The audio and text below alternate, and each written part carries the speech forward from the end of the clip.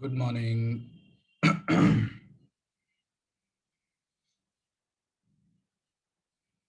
आवाज आ रही? ठीक है। देख लिए एसएचएम के लेक्चर। बहुत सारे लोग तो सुबह जागे हैं आज लेक्चर्स देखने के लिए।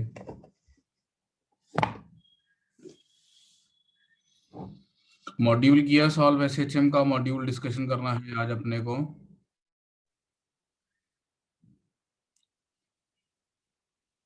डैम्ड ऑसिलेशंस नहीं था। नहीं, डैम्ड ऑसिलेशंस था एक लेक्चर में। एक अलग से लेक्चर है ना उसी फोल्डर के अंदर, ऑसिलेशंस वाले फोल्डर में है नहीं क्या?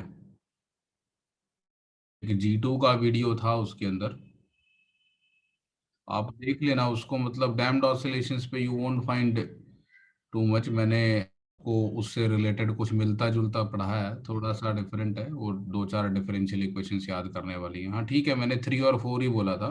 उसमें एक डैम्ड एसएचएम का भी है, आज देख लेना आप। उसमें ऐसा कुछ नहीं है। हम मॉड्यूल डिस्कस करेंगे और अगर डैम्ड एसएचएम का कुछ आएगा तो मैं आपको बेसिक आइडिया भी दे दूंगा। कुछ स्टैंडर्ड रिजल्ट्स हैं जो आपको याद रखने पड़ेंगे डैम्ड एसएचएम के। मैंने उसमें सारे डिराइव करके लिखे हुए हैं। कोई लंबी चौड़ी टेंशन नहीं है उसमें। Good morning. ठीक है जी, मॉड्यूल की डिस्कशन स्टार्ट करते हैं। एसएचएम के मॉड्यूल की स्क्रीन शेयर करने लगा हूँ मैं आपसे। हाँ ठीक है ना, वो मॉड्यूल में है, मैं अभी बता दूंगा। जब आप मेरे से पूछोगे ना तो मैं आपको बता दूंगा, ऐसी कोई टेंशन नहीं है। स्क्रीन शेयर किए मैंने, विजिबल आप लोगों को मॉड्यूल दिख रहा है?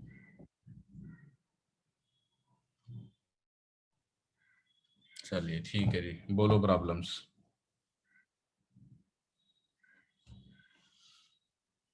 Exercise 1 question 2।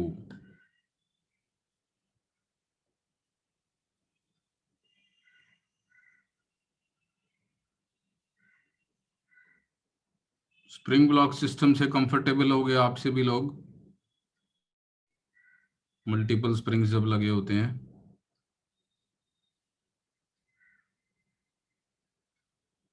What is the difference between oscillatory motion and periodic motion? Periodic motion कोई भी ऐसा मोशन है जो अपने आप को रिपीट करता है, जैसे सर्कुलर। ऑसिलेटरी मोशन एक खास तरीके का पीरियोडिक मोशन है जिसमें बैक एंड फोर्थ मोशन भी होता है। तो oscillatory motion is a special case of periodic motion in which object moves back and forth over the same path.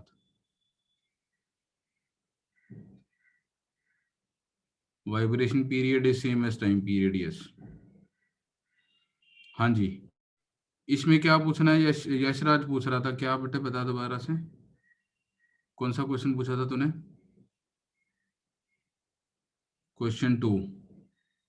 Two bodies perform SHM, same amplitude, same frequency. Their phases at certain instant are shown. Phase difference between them.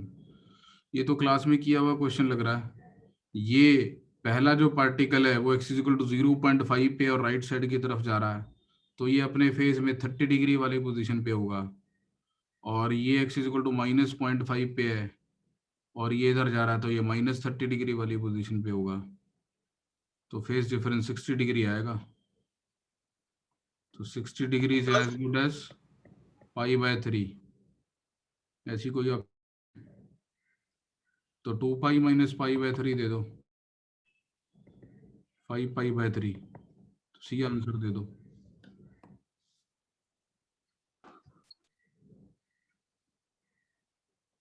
ठीक है ना?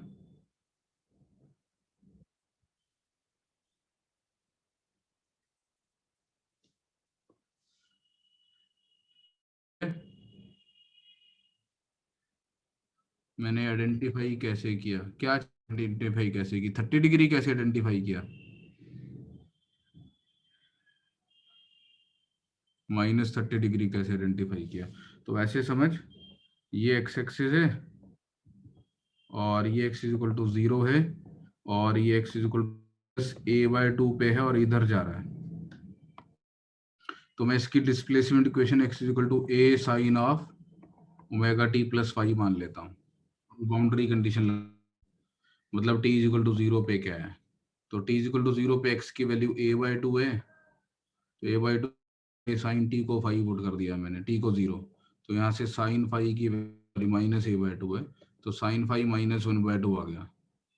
इसके बाद further और भी सोचना जरा ध्यान से, इसकी वेलोसिटी ग्रेटर देन 0 है, तो मैं इसको डिफरेंशिएट करके वेलोसिटी लिखूंगा a omega cos of omega T plus phi, और t को 0 पुट करके वेलोसिटी निकालूंगा तो a ओमेगा कॉस फाई आएगी, और ये ग्रेटर देन 0 होनी चाहिए। तो साइन फाई नेगेटिव हो और कॉस फाई पॉजिटिव हो, कौन से क्वाड्रेंट में होता है ऐसा?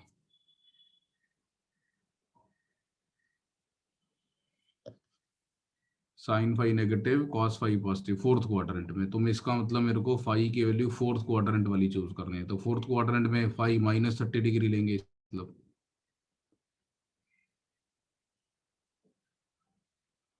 या 330 लेंगे, ठीक है।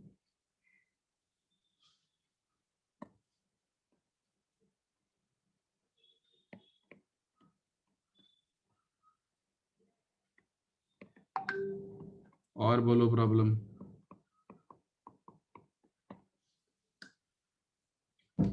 बिगिनर बॉक्स थी, क्वेश्चन नंबर 1, पेज नंबर कौन सा है ये?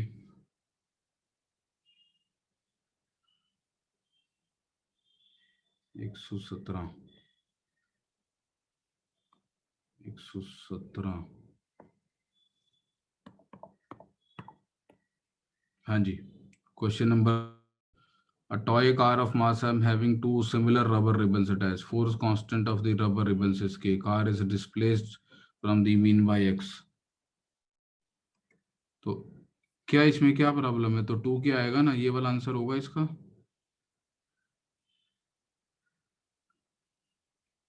सॉल्व करके दिखाऊं?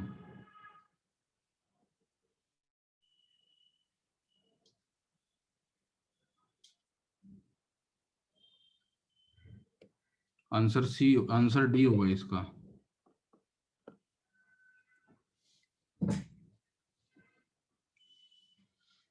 और बोलो। तो रबर रिबन है तो, अरे अरे अरे, अनुज गौतम ने बहुत सही बात याद दिलाई, it is rubber ribbon, sorry my bad, मैंने गलत आंसर दिया आपको। रबर के रिबन्स हैं, स्प्रिंग नहीं है। तो स्प्रिंग नहीं है तो क्या होगा कि जब हम इस ब्लॉक को, ये एक रोप है और ये एक रोप है, जब हम इसको इस तरफ डिस्प्लेस करेंगे तो this rope will slacken and this rope will be taut, और जब इसको इस तरफ डिस्प्लेस करेंगे तो ये स्लैक हो जाएगी और ये टॉट हो जाएगी।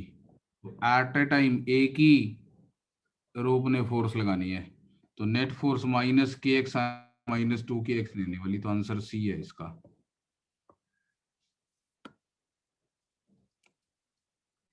सी इज द करेक्ट आंसर। और बोलो।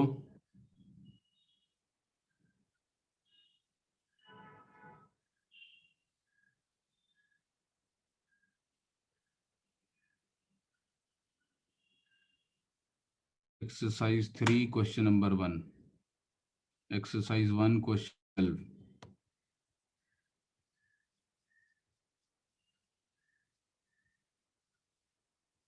पहले एक्सरसाइज 1 का क्वेश्चन 12 देखते हैं।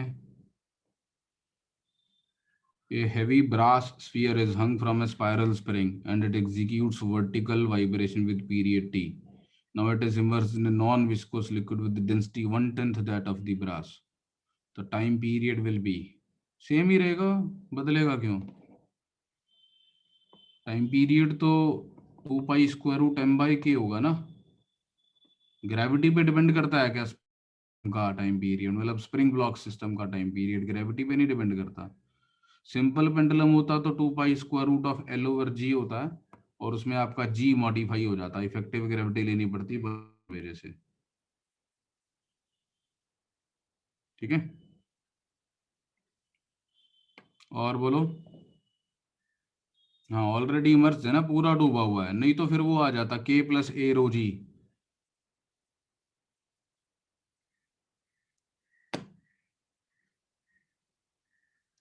इसके बाद एक्सरसाइज 3 पे चलूं या इसमें और कुछ पूछना है किसी को? Exercise 2 question number 13।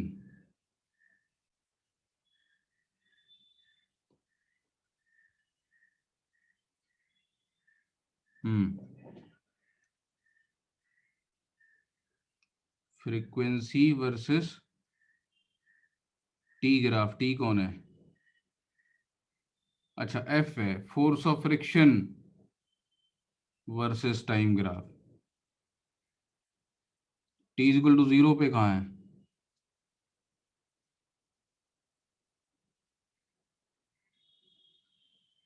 The disc is moved to X is equal to A and then released.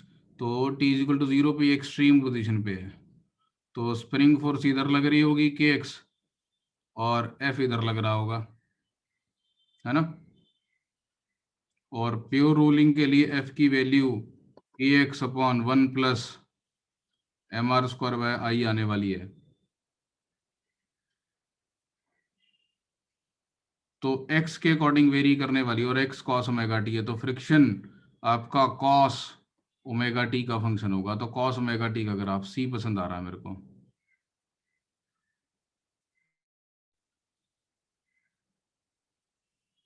ठीक है,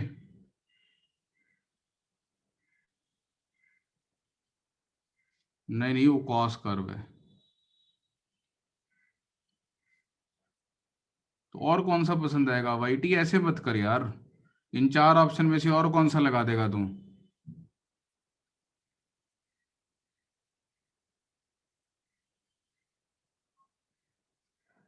और बोलो।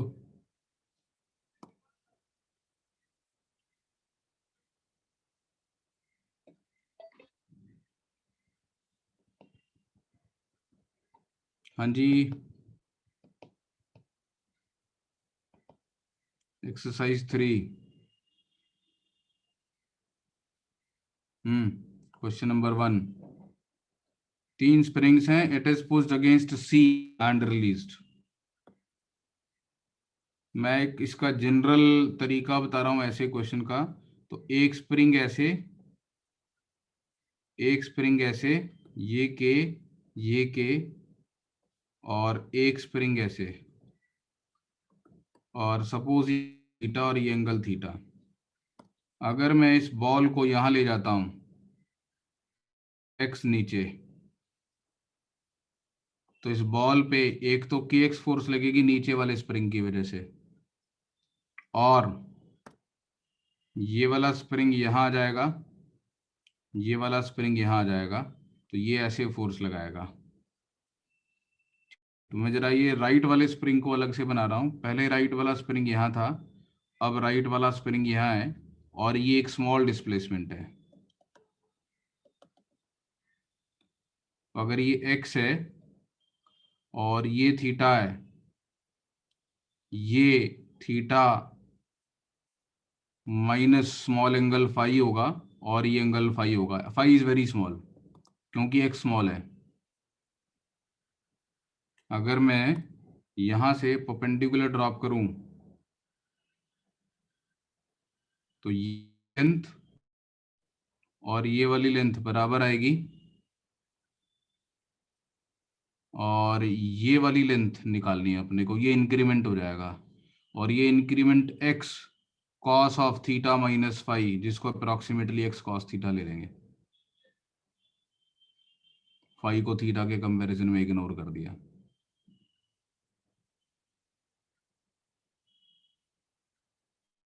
चलेगा?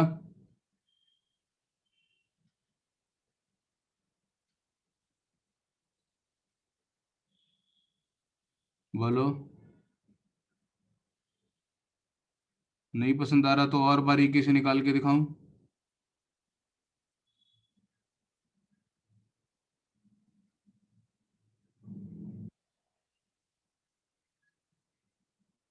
तो ये डिस्टेंस फिक्स है, सपोज ए,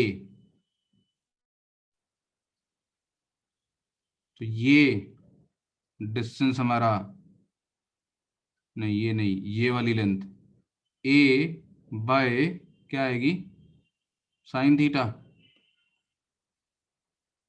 इंक्लाइंड वाली स्प्रिंग की लेंथ। अब इसको मैं डाउनवर्ड डिस्प्लेस कर देता हूं एक्स से, तो एक्स जो है वो डी ऑफ ये वाली लेंथ है, वाली लेंथ ए का है, तो x की value d of a cot theta that is a times cosecant square theta d theta with the minus sign.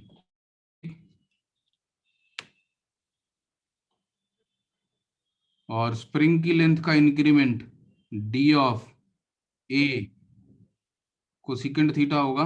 बोलो, a कोसिकेंट थीटा स्प्रिंग की ओरिजिनल लेंथ थी, स्मॉल चेंज निकाल रहा हूं उसमें मैं, that will be a cosecant theta का derivative minus cosecant theta cot theta D theta. यहां से डी थीटा की वैल्यू निकाल के इसमें प्लग इन कर देते हैं, तो dl कितना आ जाएगा, minus a cosecant theta cot theta और डी थीटा की value minus x over a cosecant theta. तो क्या बचा, एक कोसिकेंट कट गया, कॉट को लिखेंगे कॉस बाय साइन, तो आ गया एक्स कॉस थीटा। अभी चलेगा।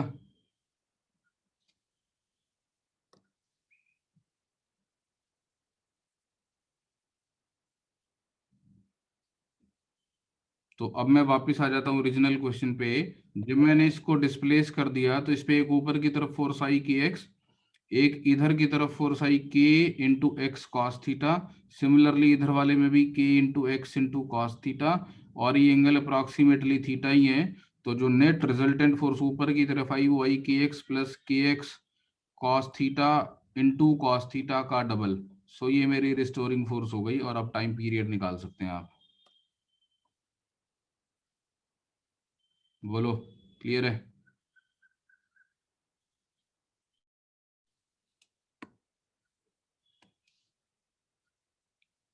चलिए, हाँ जी, नोट कर लो।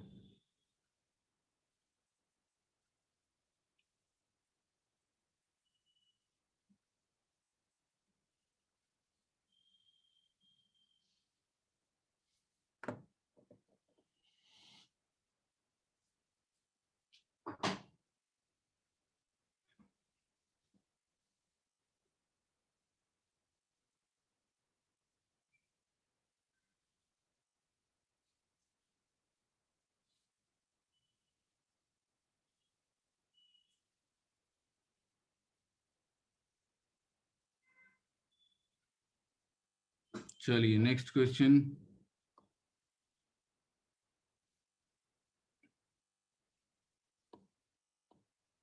और बोलो,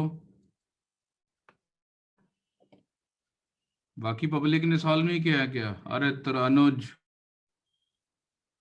क्वेश्चन 5 सेम पेज।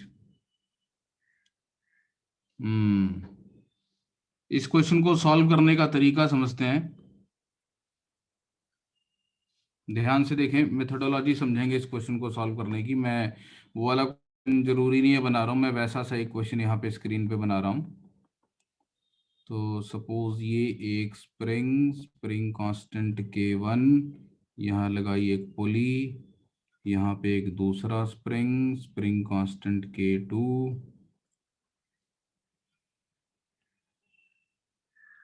यहाँ एक तीसरा स्प्रिंग स्प्रिंग कांस्टेंट 3,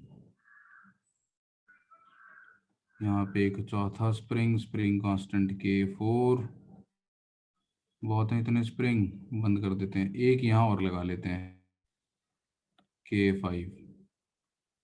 और अपने को इसका time period of oscillations calculate करना है। तो टाइम पीरियड कैलकुलेट करने का बेसिक फंडा क्या है कि मैं इस ब्लॉक को इसकी इक्विलिब्रियम पोजीशन से एक्स डिस्प्लेस करना चाहता हूँ, ठीक है। और मैं ये देखना चाहता हूँ इस पे नेट लगी।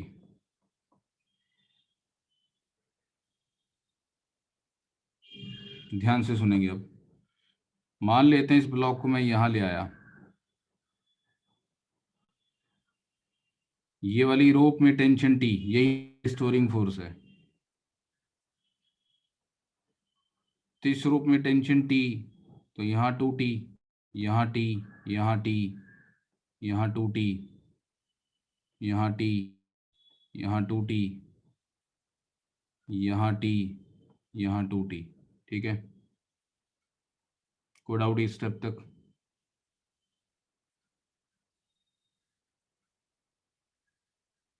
अब इस स्प्रिंग में इलोंगेशन कितनी? टी बाई के वन। अगर उसमें टेंशन टी है तो टी बाई के वन, इसमें 2T/K2, इसमें 2T/K3, इसमें 2T/K4 और इसमें T/K5। तो हर एक स्प्रिंग में इलोंगेशन निकल गई, x1 x2 x3 x4, right. अब मुझे इस ब्लॉक की डिस्प्लेसमेंट x को रिलेट करना है x1 x2 x3 4 और x5 से। तो मुझे लग रहा है x की वैल्यू होगी x5 plus twice of x4 plus twice of x3 plus twice of x2 plus x1।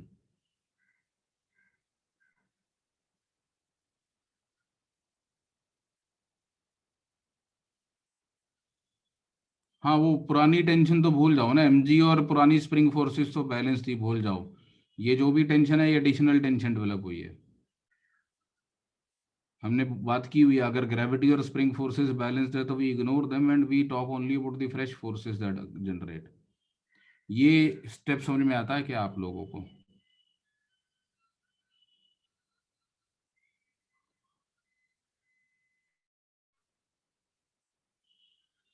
कैसे?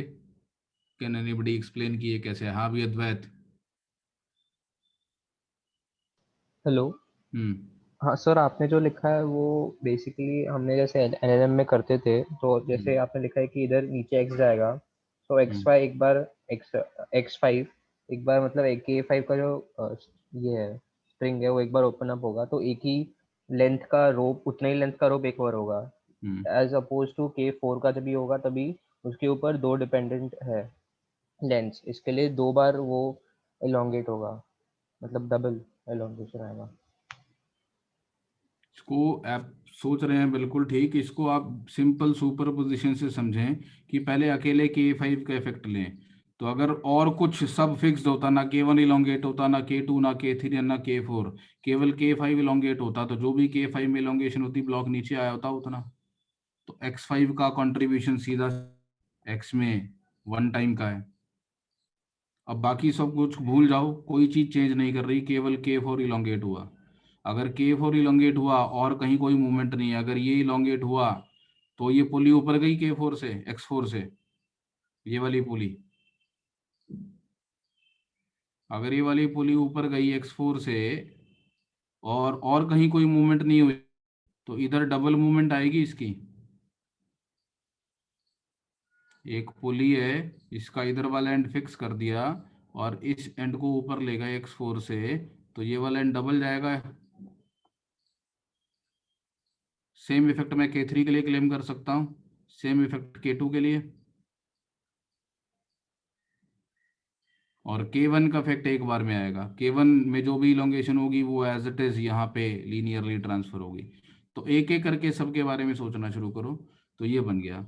अब आप x5 को लिख दो T/K5, tension by K5। x4 को लिख दो 2T/K4। x3 को लिख दो 2T/K3।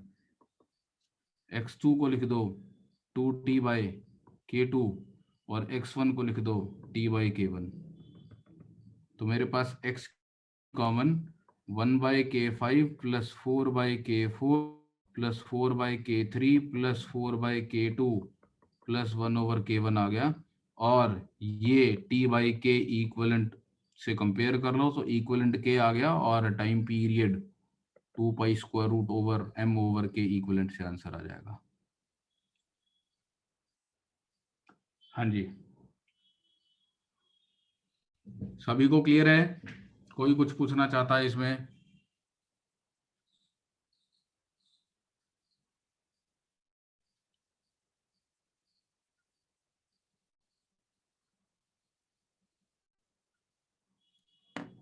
चलो और बोलो, नोट कर लिया?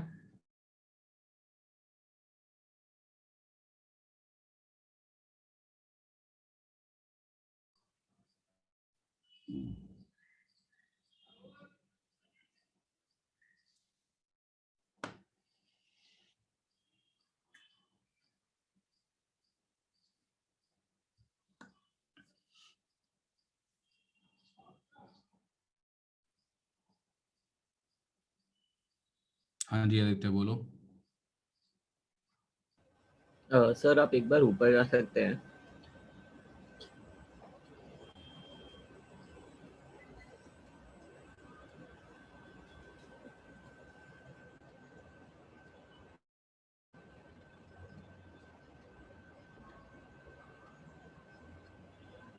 वो प्रीवियस क्वेश्चन में हाँ हाँ। 1 मिनट नोट कर लिया सभी ने, फिर चलूंगा मैं प्रीवियस क्वेश्चन पे। हाँ जी बोलो।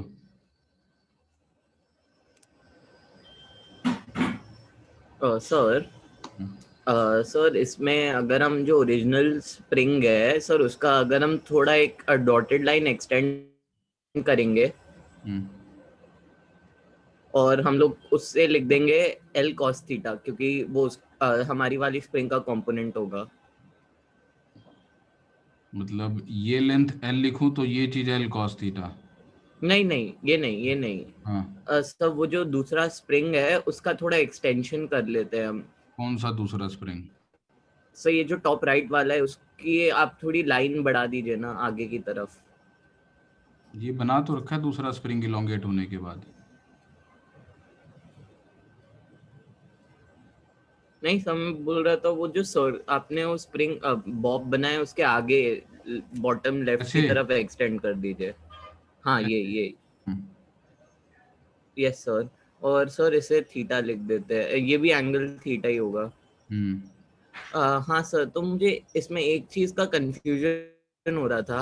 हम्म, सर ये जो थीटा है सर, हम्म। इसमें हम किस वाले को हाइपोटेन्यूज की तरह ट्रीट करेंगे, यही प्रॉब्लम हो रही थी मुझे। हाइपोटेन्यूज की तरह ट्रीट करना क्यों है किसी चीज को, मतलब क्या चाहता क्या है? नो सर, बिकॉज अगर हम ये बॉटम वाले को हाइपोटेन्यूज ट्रीट करते हैं तो हम डायरेक्टली डिफरेंशिएट कर सकते हैं कि थीटा में कुछ ज्यादा चेंज नहीं है। तो मुझे उसमें कंफ्यूजन हो रहा था which one will become hypotenuse. तो इसलिए इसको ऐसे सोचना है, आपने ज्योमेट्रिकली सोचना है। आपके पास एक पॉइंट यहां था जो इस फिक्स पॉइंट से सर्टेन डिस्टेंस एल दूर था। अब आपने उसको इस डायरेक्शन में स्मॉल अमाउंट से मूव कर दिया, और अब आपने ये देखना है कि ये जो लेंथ है एल प्राइम और एल में क्या फर्क आया, है ना? अब ये एंगल थीटा है, ये एंगल थीटा है, तो इसको ऐसे समझ कि ये एक वेक्टर है और ये उसका चेंज है। इस चेंज के दो कंपोनेंट होंगे, एक उसकी डायरेक्शन में, एक परपेंडिकुलर का जो इस डायरेक्शन कंपोनेंट होगा ये उसके मैग्नीट्यूड में चेंज के लिए रिस्पॉन्सिबल होगा, और जो परपेंडिकुलर डायरेक्शन में कंपोनेंट होगा वो रोटेशन के लिए रिस्पॉन्सिबल होगा। Yes sir. ये सोचना है। ओके ठीक है, राइट। इसलिए मैंने दो अलग अलग तरीके से करके दिखाया, और कैलकुलस ये वाली अप्रोच में तो ये मतलब इनएक्यूरेसी दिखती ही नहीं ना, बिल्कुल बढ़िया रहता ना ये। चलो और, हाँ जी बैक टू मॉड्यूल, और बोलो प्रॉब्लम्स, क्या नोट करना है? ये वाला?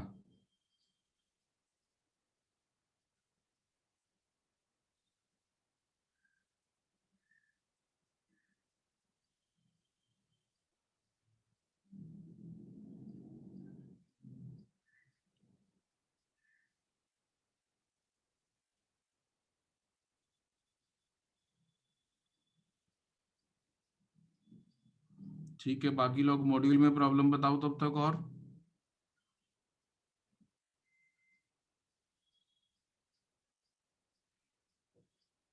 Exercise 4A question 17। हाँ भी नोट कर लिया आदित्य, चलो आगे।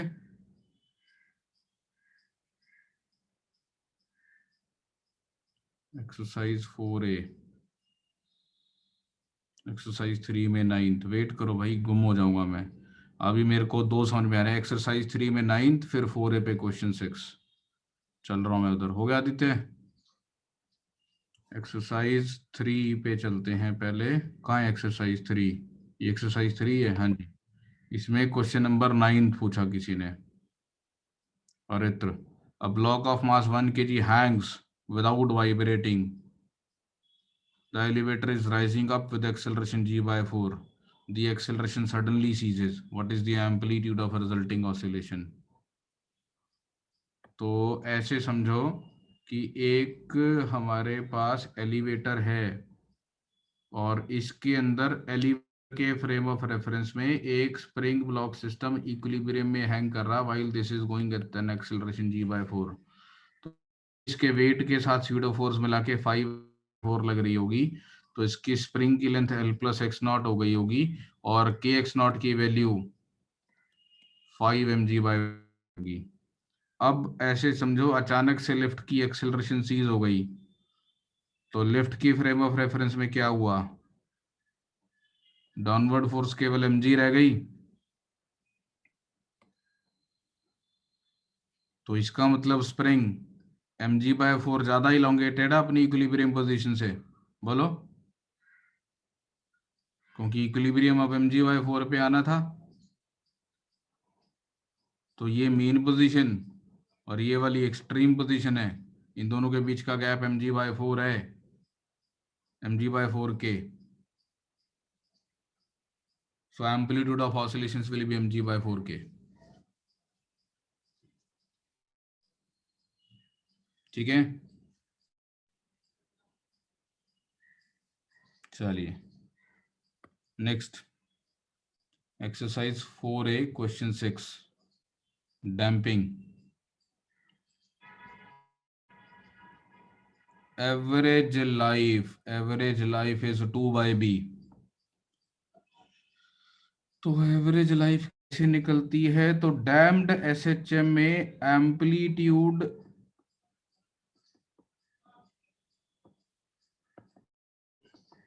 एक्सपोनेंशियली डीके करता है and A is equal to A naught e raised to minus BT by 2m, where B is the damping constant. एक डैम्पिंग फोर्स लगती है हमारे ऑब्जेक्ट पे -BV, तो उसकी वजह से हमारा एक्सपोनेंशियली डीके करता है और एम्पलीट्यूड ऐसा। अब ये एक डीके है, इसकी एवरेज लाइफ पूछी है। तो जो रेडियो एक्टिव डीके होता है उसकी जो एवरेज लाइफ होती है वो 1/λ होती है, यानी कि टी के अलावा जो भी बाकी का कॉफिशिएंट है उसका रेसिप्रोकल। तो 2m/b is the average life. तो है ऐसा आंसर कोई 2m/b?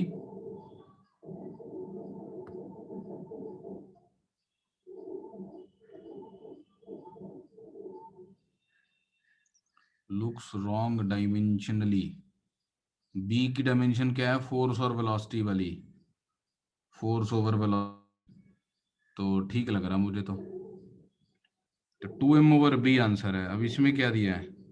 m कितना दिया है? ये दे भी रखा है ना, कितनी देर में 1/e हो जाएगा, कितनी देर में 1/e हो जाएगा। नहीं है, a को a not by e put कर दो।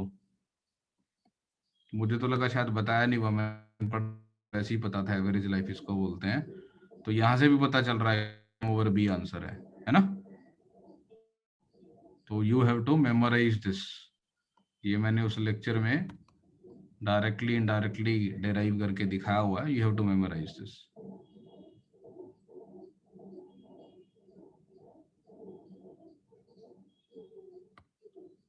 मास दे रखा है क्या? ओके, एक मिनट। बॉब का जो रिटार्डेशन है due to drag force, it is proportional to velocity. तो इसने ये जो है एक्सेलरेशन को -bv दे रखा है। इसका मतलब वो m इसी में इंक्लूड हो गया है, इसने b बाय एम को b लिखा हुआ है, इसलिए वो इसने केवल 2 बाय b आंसर दिया है। ठीक, अभी ठीक है। जब फोर्स माइनस बी वी होती है तो ऐसा एक्सप्रेशन आता है, उसने उसकी वजह से आने वाली एक्सेलरेशन को माइनस बी वी दिया हुआ है।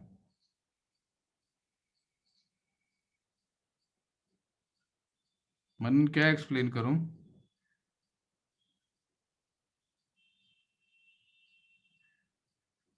ये एक डैम्पिंग के ऊपर लेक्चर है, डैम्प्ड ऑसिलेशंस। आपसे मैंने जो फोल्डर शेयर किया उसके अंदर एक लेक्चर है डैम्प्ड ऑसिलेशंस का, गो थ्रू दैट, पूछ लेना दोबारा मेरे से, ठीक है।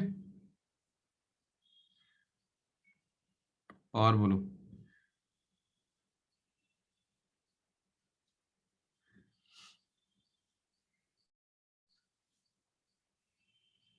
पंद्रह नंबर,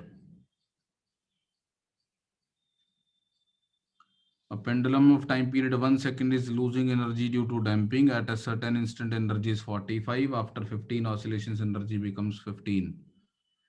Damping constant is, तो एनर्जी एम्पलीट्यूड के स्क्वायर के प्रोपोर्शनल होती है। तो अगर एम्पलीट्यूड ऐसे वेरी कर रहा है तो एनर्जी ई नॉट इसका स्क्वायर, तो E raise to minus B T over M के अकॉर्डिंग वेरी करेगी। ठीक है, अब एनर्जी 15 हो गई है 45 से, 15 is equal to 45 E raise to minus B T by M. तो यहाँ से 1/3 is equal to E raise to minus B T by M, तो ln3 is equal to B T over, और टी आपका कितना है 15 सेकेंड, क्योंकि 15 ऑसिलेशंस हुई हैं और ऑसिलेशन का टाइम पीरियड 1 सेकेंड है, तो टी को 15 पुट कर देते हैं तो एम की वैल्यू ln3/15 आ गई। ठीक है, आ रहा है क्या आंसर?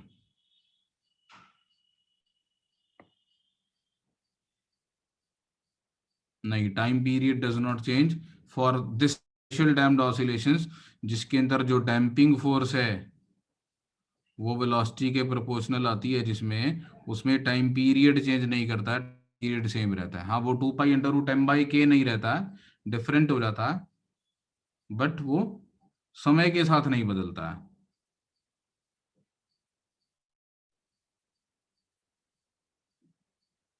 और बोलो। Hello sir. हाँ जी, सर उसका डी ऑप्शन दिया है आंसर। डैम्पिंग कांस्टेंट पूछा अपने से, तो बी पूछा होगा, तो बी की वैल्यू तो बी, तो मेरे पास टी नहीं आ रही है यार। अगर मैं BT/2m लेके लिखता तो आती, लेकिन एनर्जी तो एम्पलीट्यूड के स्क्वायर पे डिपेंड करेगी ना, तो स्क्वायर डिपेंड करेगी, तो -BT/2m ई रेशोर -BT/2m का स्क्वायर करूंगा ही करूंगा, मैं करूंगा तो ऐसा आएगा। तो मैं तो आंसर इसका 15 वाला ही दूंगा। अच्छा, एम एम एम एम कितना दिया, ½ kg दिया क्या? कितना दिया है? एम नहीं दिया है, तो B/m को डैम्पिंग कांस्टेंट ले रहा है, इसका मतलब वेट करें, pendulum is oscillating after 15 the damping, नहीं पर सेकंड, हाँ जी पर सेकंड में दिया है, बिल्कुल पर सेकंड में दिया, तो B/m की वैल्यू निकाल रहा है, और मेरे हिसाब से आंसर इसका ही है।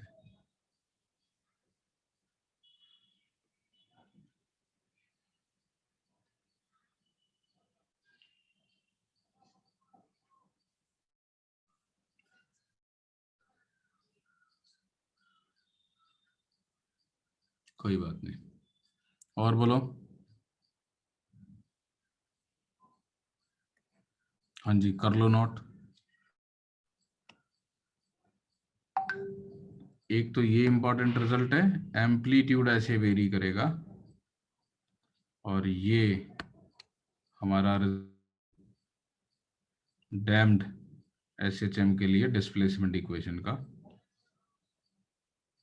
तो B/m को यहाँ पे डैम्पिंग कांस्टेंट बोला जा रहा है।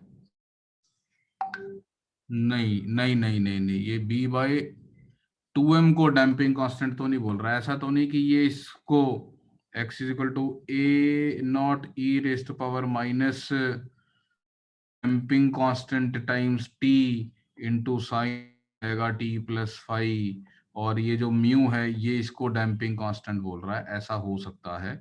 और अगर ये इसको डैम्पिंग कांस्टेंट बोल रहा है तो फिर 1/30 आ सकता है, बट ऐसा होता नहीं है। b बाई एम को ही डैम्पिंग कांस्टेंट बोलते हैं, इनफैक्ट b को बोलते हैं डैम्पिंग कांस्टेंट रहता है उसमें, but sometimes b by M को भी डैम्पिंग कांस्टेंट बोल दिया जाता है। इसने b/2m की वैल्यू निकाल के दिखाई है आपको, आई डोंट नो भाई, थोड़ा क्लियर करना चाहिए था उसको स्टेटमेंट को।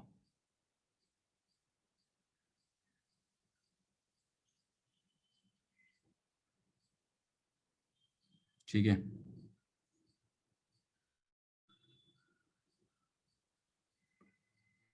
चलो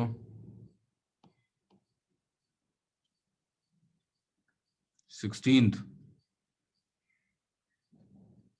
a pendulum wire made of uniform cross section has time, when additional mass is added time period changes to tm। तो टाइम पीरियड क्यों बदल गया? क्योंकि टाइम पीरियड रूट एल के प्रोपोर्शनल होगा ना, और लेंथ बढ़ गई। क्यों बढ़ गई? क्योंकि एडिशनल मास सस्पेंड कर दिया। तो एडिशनल मास सस्पेंड करने से mg/a एक इलोंगेशन आ गई, इलोंगेशन की वजह से टाइम पीरियड बदल गया। तो टाइम पीरियड और नए टाइम पीरियड की ratio L plus delta L/L होगी। यहाँ से डेल्टा L निकालो और डेल्टा L को इसके बराबर पुट कर दो। ठीक है,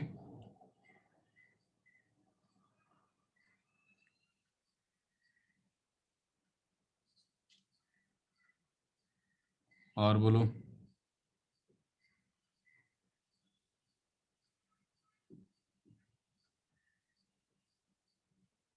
तो ये डेल्टा L/L की वैल्यू है ना यार, ये मैंने डेल्टा/L की वैल्यू लिखी है, स्ट्रेन है ना डेल्टा L/L mg/a, तो उसी की वैल्यू आ गई वो।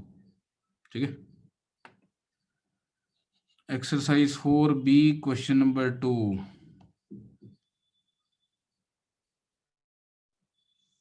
ये रही 4B question number 2। Of a simple pendulum oscillating in air with small spherical valve decreases from 10 to 8 in 40 second. Again वो स्टोक्स लॉ यानी F is equal to minus BV ले रहा है, and ratio of coefficient of viscosity to air of carbon dioxide is 0.3। तो क्या होगा? कर लो यार अब अपने आप, अब क्या बताऊं, मैंने फॉर्मूला तो लिख ही दिया। कार्बन डाइऑक्साइड वाला B और एयर वाले B की रेशो कोफिशिएंट ऑफ विस्कोसिटी के रेशो के बराबर होगी 1/1.3। ये कार्बन डाइऑक्साइड में B की वैल्यू है, ये एयर में B की वैल्यू है।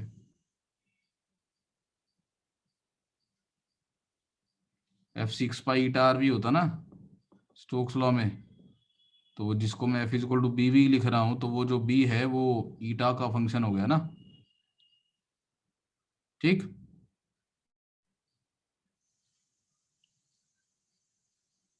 और बोलो।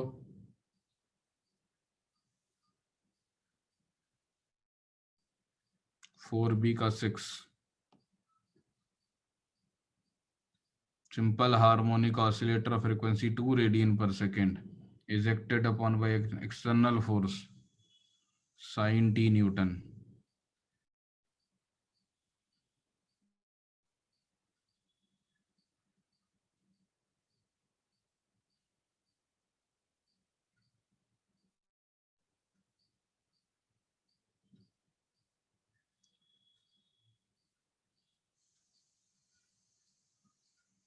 मैं बोल ही नहीं रहा कुछ।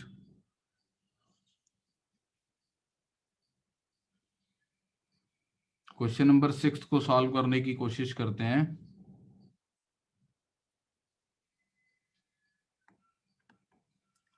तो एक सिंपल हार्मोनिक है जिसकी नेचुरल फ्रीक्वेंसी 2 रेडियन पर सेकेंड है, तो जो उसका ओरिजिनल K/M है वो वैल्यू 2 रेडियन पर सेकेंड है। अब को हमने ऐसे समझ लो कि एक स्प्रिंग है M, और अभी ये स्प्रिंग रिलैक्स्ड है और इस पे हमने एक एक्सटर्नल फोर्स लगा and that external force is sine T.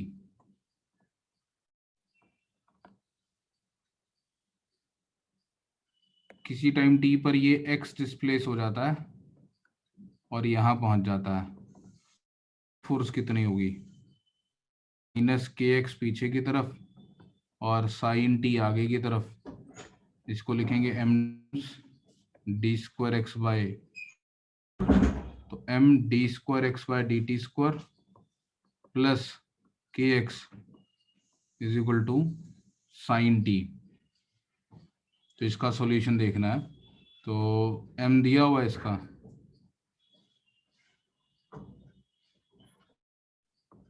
M दिया हुआ है? नहीं दिया हुआ, ठीक है। लेट इसका जनरल सॉल्यूशन क्या होगा? तो इसका जनरल सॉल्यूशन, एक तो ये अपनी खुद की फ्रीक्वेंसी से ऑसिलेट कर सकता था 2 रेडियन पर सेकेंड, तो जो है वो, हाँ जी बिल्कुल, इसको सुपर पोजिशन कर सकते हैं। तो x will be some constant into sine T plus some other constant into sine 2t, ऐसा इसका सॉल्यूशन हो सकता है। और प्लस 5 भी हो सकता है कुछ। तो क्या ये इसको सेटिस्फाई कर सकता है? प्लस 5 भी लेना पड़ेगा। साइन टी वाला फंक्शन तो कर ही जाएगा। अगर एक्स को मैं साइन टी बनाऊंगा, इधर देखो ध्यान से, अगर साइन टी लिखूंगा, साइन टी वाला तो इसको सेटिस्फाई कर ही जाएगा। यहाँ भी आएगा, यहाँ भी साइन टी आएगा, यहाँ भी साइन टी आएगा, तो ये इक्वेशन सेटिस्फाई हो जाएगी। और दूसरा जो है वो साइन ऑफ 2t प्लस 5 लेता हूँ, और अब मैं मान लेता हूँ कि फाई करता हूँ, उसके लिए फाई कितना होना चाहिए, ऐसा ही तो कुछ पूछा जा रहा है ना क्वेश्चन में। ए और बी की वैल्यूज बतानी है अपने, ए और बी की वैल्यूज बतानी है किसके लिए इसको सेटिस्फाई कर देगा। ट्राई करें। तो ये इसमें प्लग इन कर देते हैं। ये हो जाएगा m times d square x by d T square, कितना आएगा यहाँ से? कुछ भी ले सकता था ना यार, फाई ले तो लिया ना मैंने। 5 पाई बाय 2 आ गया तो कॉस बन जाएगा। 2t इसलिए लिया क्योंकि ये वाली जो वैल्यू है मुझे पता है, इसका जो ओमेगा, इसका जो ओमेगा है वो 2 है ना।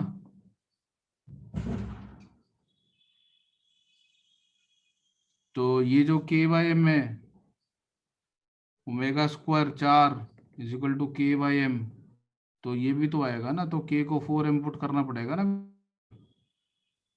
के को 4 इनपुट करना पड़ेगा ना।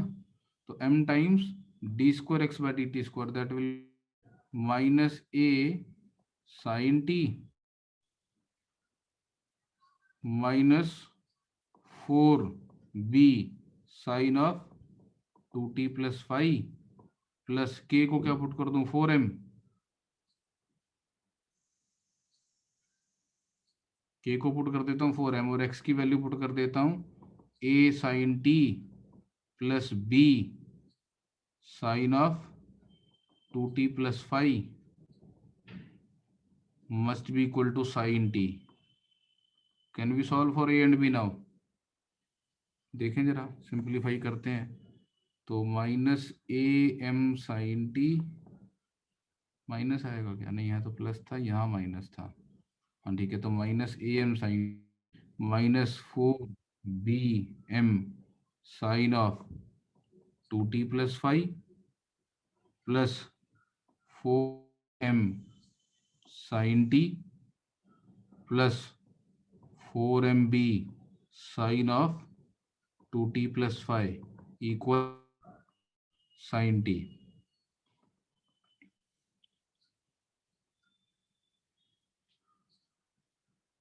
तो find the values of A and B for is valid for all T, मतलब इसको सिंप्लीफाई कर लेते हैं। बस आ जाएगा साइन ऑफ, ये वाली दोनों टर्म्स कट गई क्या?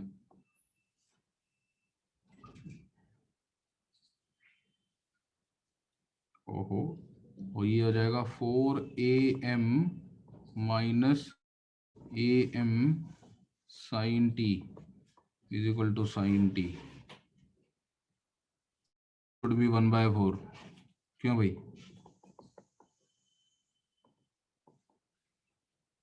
तभी तो ये हमेशा वैलिड रहेगी ना, या नहीं?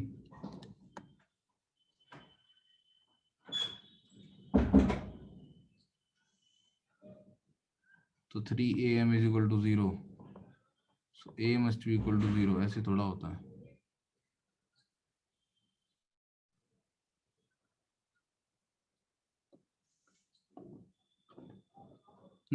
am is equal to 1, 3am is equal to 1, so a is equal to 1/3m. तो a की वैल्यू 1/, और b कुछ भी हो सकता है और phi कुछ भी हो सकता है. और ये भी तो कंडीशन लगानी है ना, t इज इक्वल टू 0 पे x 0 होना चाहिए. तो t इज इक्वल टू 0 पे x 0 कब होगा? जब phi 0 होगा. बाउंड्री कंडीशन भी तो लगाते हैं ना, वो phi is equal to 2n pi कुछ भी हो सकता है, मतलब ठीक है ना, sin 2t बचना चाहिए ना, कुल मिला के बात ये है, प्लस माइनस कुछ भी.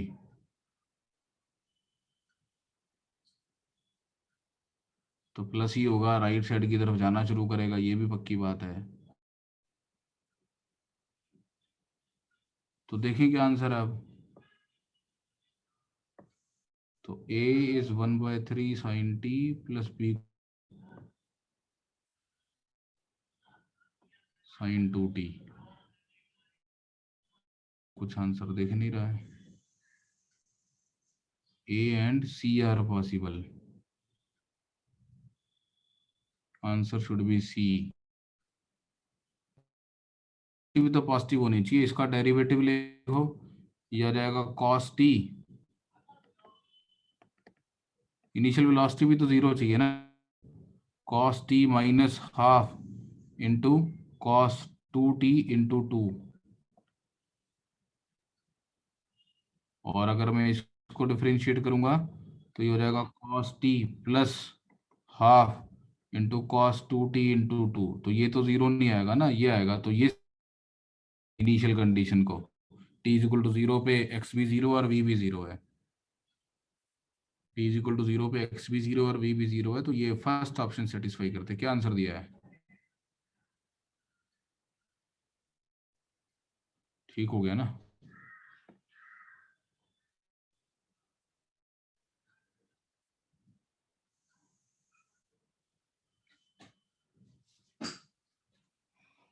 Hello sir.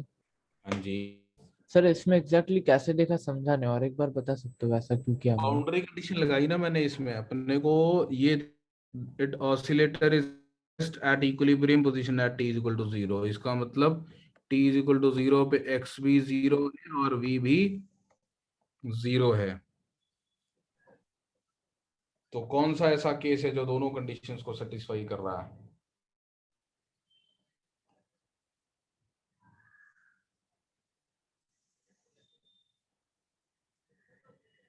ठीक. हाँ सर. और बोलो.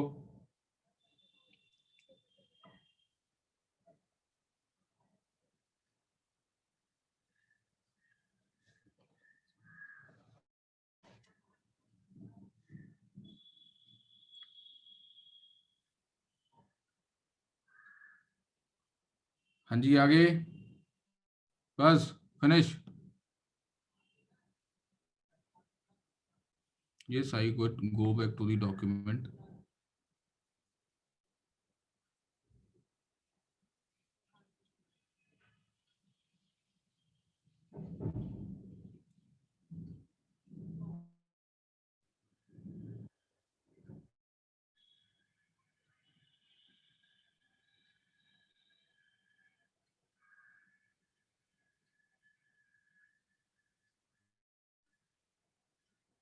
इसमें या नहीं है तो ए और बी की वैल्यूज तो हम निकाल नहीं पाएंगे, तो हमने बाउंड्री कंडीशन सेटिस्फाई करवा के देख ली ऑप्शन में से कौन सी है.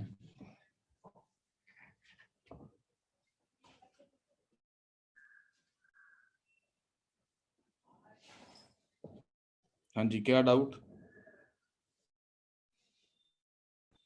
सर सर अगर हम बोल रहे हैं F is equal to sine t newton sir, तो ये this can be solution to equation x is equal to minus sin t वाली ना,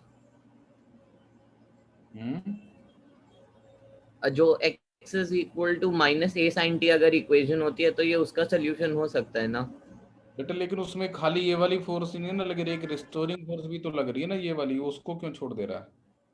नहीं सर, मैं वही तो सुपरपोजिशन की बात कर रहा था कि दो SHM है तो उन्हें इंडिविजुअली पहले हाँ ट्रीट कर लेते और फिर ऐड कर देंगे। हाँ, वो भी कर सकते हैं बिल्कुल। अल्टीमेटली मैंने वही प्रपोज किया ना, दो एसएचएम को सुपर, एक एक्सटर्नल ड्राइविंग फोर्स के इफेक्ट में और एक रिस्टोरिंग फोर्स के इफेक्ट में, उनका कॉम्बिनेशन बना लिया मैंने। अब उस कॉम्बिनेशन पे बाउंड्री कंडीशंस लगा दिए हमारे क्वेश्चन,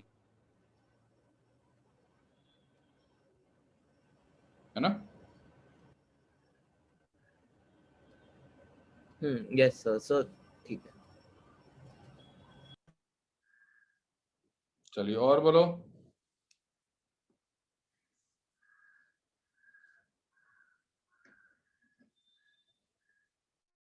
एक्सरसाइज 5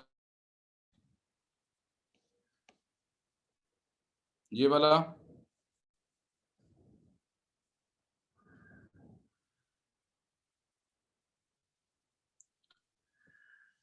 क्या डाउट आ रहा है इसमें? पूरा सॉल्व कर, हाँ, और कौन सा?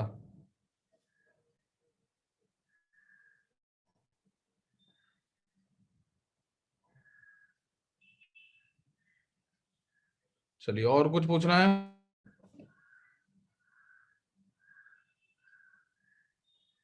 एक्सरसाइज 52 ये कौन सी है?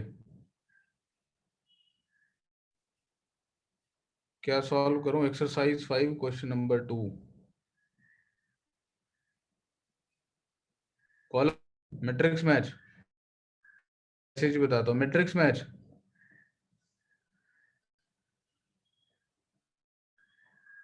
डिस्प्लेसमेंट फ्रॉम मीन पोजीशन, नहीं जरूरी नहीं है, बस डिस्प्लेसमेंट है।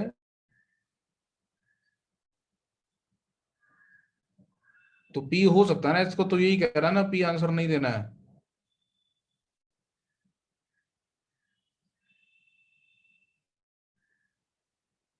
कहना चाह रहा है कि पी ऑप्शन आंसर नहीं होगी, ऐसा?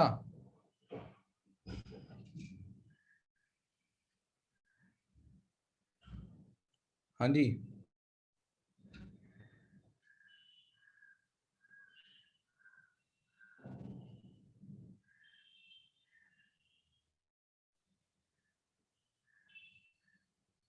हाँ तो सिंपल पेंडुलम में स्मॉल डिस्प्लेसमेंट सी होती है ना यार, तो आप उसको हॉरिजॉन्टली ऑलमोस्ट बॉब को ऑसिलेट करता हुआ मान लो, क्यों टेंशन ले रहा उसमें? एक्स एक्सिस पे वो चीज प्लॉट की जा रही है, एक्स एक्सिस पे कोई भी क्वांटिटी प्लॉट हो सकती है, इट कुड बी थीटा और it could be the linear displacement x. क्या दिक्कत है उसमें?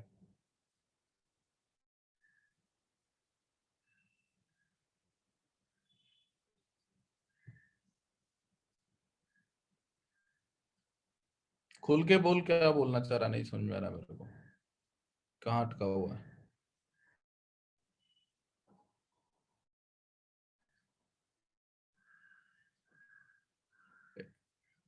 समझ आ गया? नहीं क्विज अभी आज नहीं करेंगे डिस्कस यार, पहले अभी मेरे को वेव्स भी पढ़ाना, आ गया 1 घंटा हो गया है। पैसेज में बता दूं मैं जरा क्या सॉल्व करना है, पैसेज में क्या पूरा पैसेज सॉल्व करके दिखाऊं?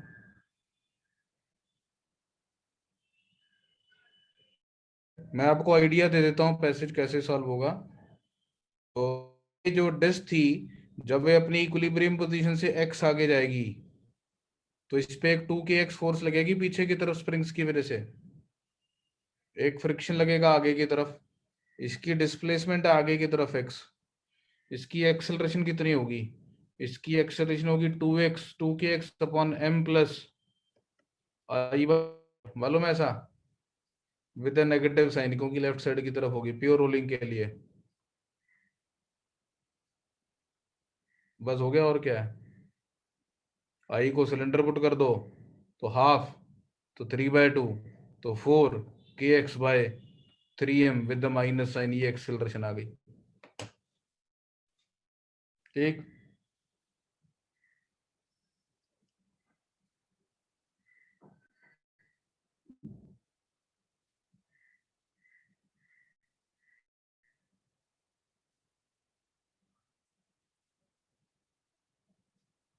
चलिए और कुछ।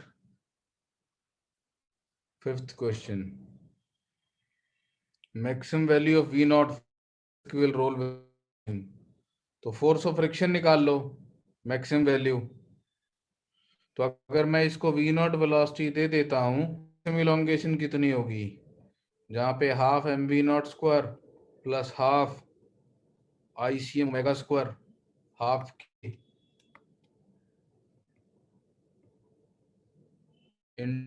नॉट स्क्वायर के डबल में ये translational kinetic energy, rotational kinetic energy, जब ये सारी सारी स्प्रिंग्स में चली जाएगी, क्यों भाई, यहाँ से एक्स नॉट निकल जाएगा मैक्सिमम वो। और एफ एस की वैल्यू कितनी होती है इस केस में, एफ एस की वैल्यू आती है 2kx upon 1 plus M R square by I. ये मेरे को रोटेशन के रिजल्ट याद है, अगर आपको नहीं याद है तो F is equal to m a torque is equal to I alpha लगा के एफ एस निकाल सकते। Now this F s has to be less than equal to, Fs has to be less than equal to mu n।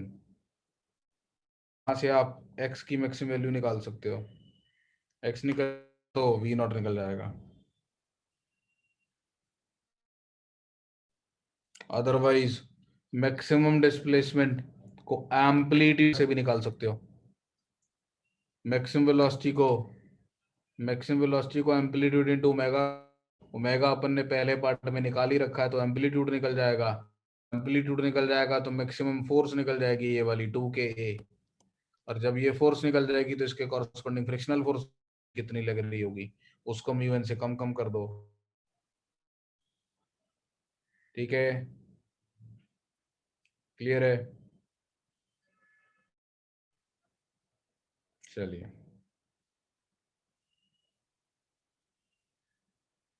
और बोलो, done.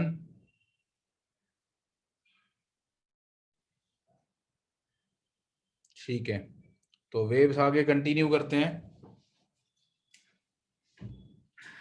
तो मैंने आपको plane progressive harmonic wave की इक्वेशन लिखी थी और बेसिक टर्म्स उसकी लिखी थी। एक बार देख लेते हैं क्या क्या लिखा था हमने।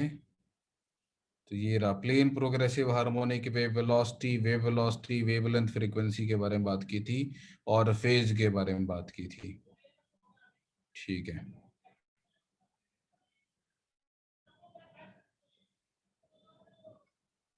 हाँ जी बिल्कुल, post the questions from the quiz on the group, कर लेंगे वहीं पे डिस्कस उसको।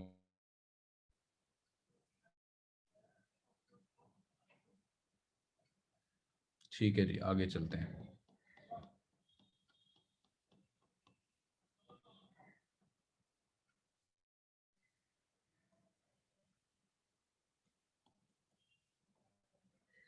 मोशन के बारे में आगे बात करते हैं।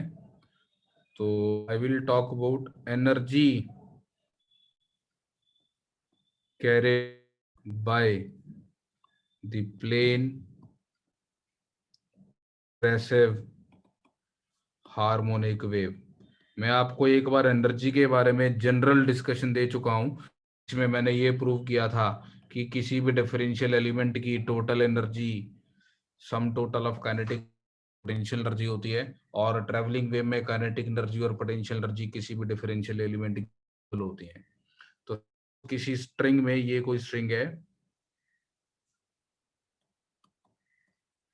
stretched to a tension T having mass per unit length view, we already know that the velocity of the wave in the string will be square root of T by mu।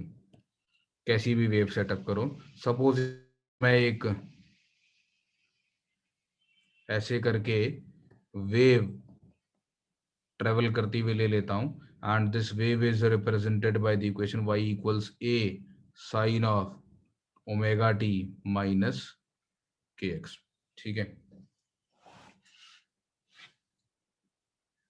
तो ये point ले लेते हैं x is equal to 0, और wave रोप को हम मान लेते हैं x के, और मीडियम पार्टिकल की जो डिस्प्लेसमेंट्स हो रही हैं वो वाई एक्सिस के लॉन्ग, और ये हमारी रोप की पिक्चर है, ऐसी हमारी रोप दिखाई दे रही है।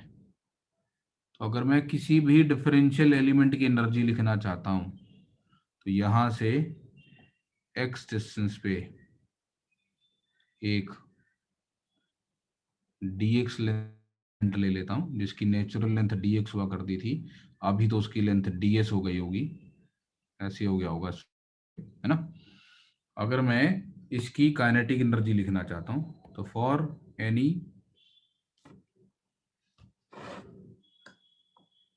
डिफरेंशियल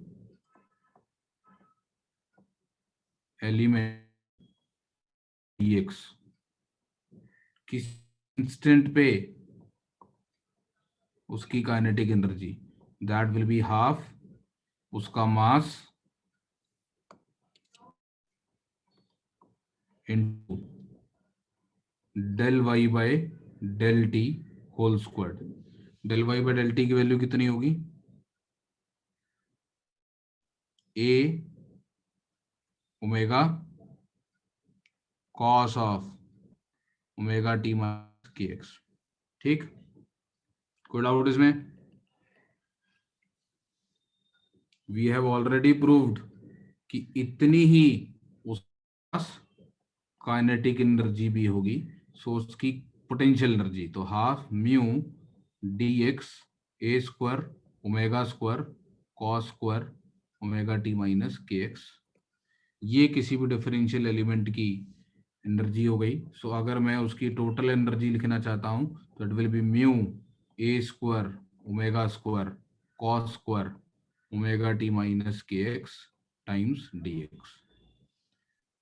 ठीक है, कुछ पूछना है यहां तक? नोट किया?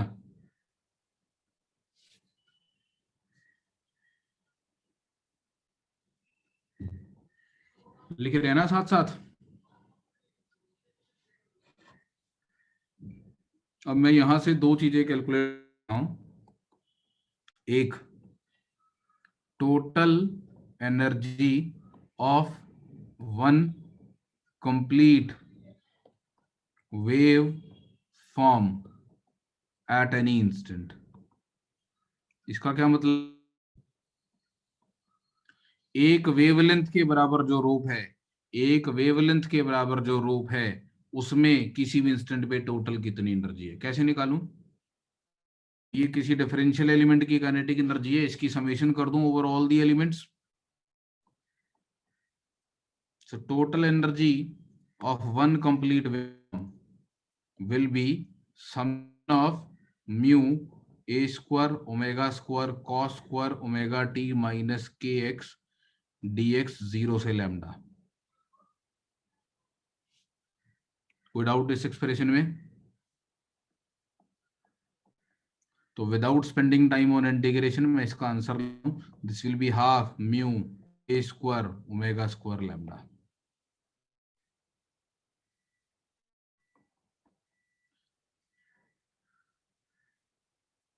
ठीक है, इंटीग्रेशन आपको आती है, cos square theta D theta को इंटीग्रेट करने के लिए पहले उसको 1 plus cos 2 theta whole divided by 2 लिख लेते हैं और फिर उसको इंटीग्रेट कर सकते हैं। तो हम not spending time on integration, तो ये एक कंप्लीट वेव फॉर्म की एनर्जी आ जाएगी। और रिजल्ट तो यार बहुत ही सुंदर साधारण सा रिजल्ट है, ध्यान से देखें। म्यू पे निकाल रहा हूं ना,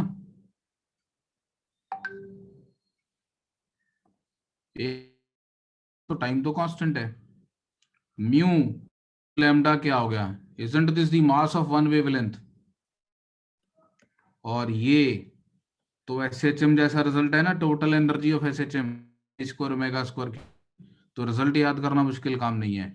तो the energy of one complete wave form at any instant is this, और ये टाइम के साथ वेरी नहीं, एक कंप्लीट वेव फॉर्म में तो टाइम के साथ एनर्जी वेरी करने का कोई मतलब ही नहीं ना। जब एक पूरी वेव फॉर्म की एनर्जी ले ली, लेकिन तो उतनी की आएगी ये। जब मैंने एक वेव फॉर्म को, वेव फॉर्म तो वेव फॉर्म ही है, वो तो वैसी ही रहेगी ना। ठीक। यूजिंग दिस मैं एवरेज एनर्जी ट्रांसफर रेट निकाल सकता।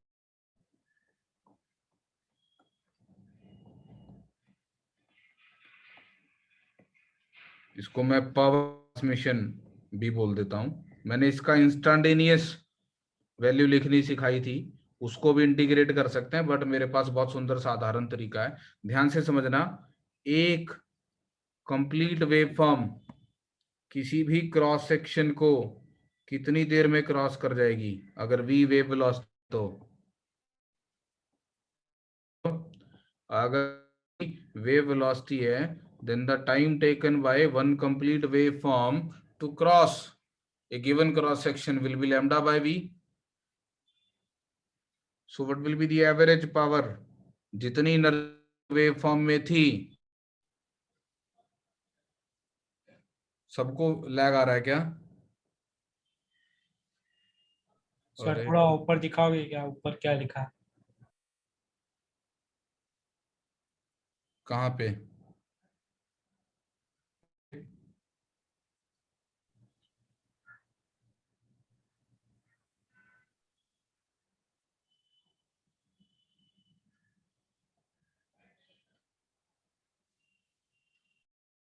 इतना नोट किया हुआ है जो स्क्रीन पे लिखा हुआ है? सर नोट कर रहा हूँ सर। यार सारे यस बोल रहे थे, तू पीछे रह गया।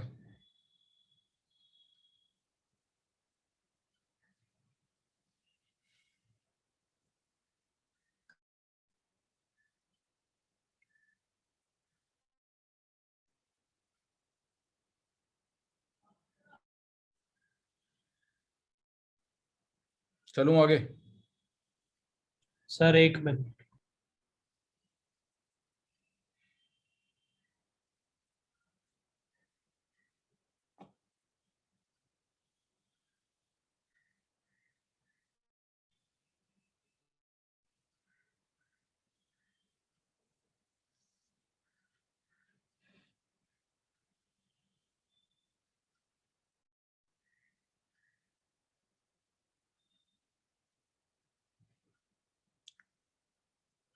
डन।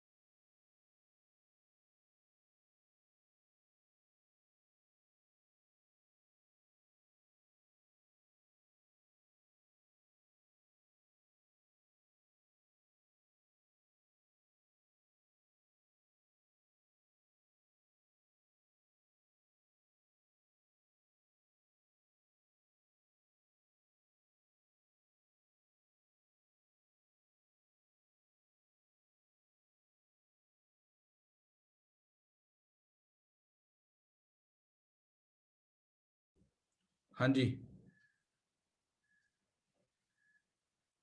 एवरेज पावर ट्रांसमिशन अगर अपने को लिखनी है अब, तो जितनी एनर्जी एक वेव फॉर्म में थी वो सारी एक गिवन क्रॉस सेक्शन को क्रॉस कर जाएगी इतने टाइम में।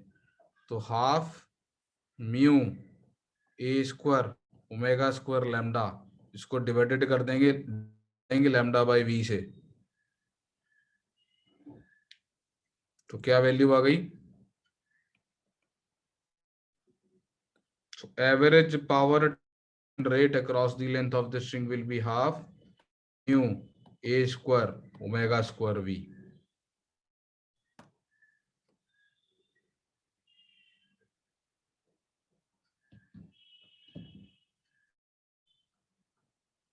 ठीक है, एनी डाउट्स?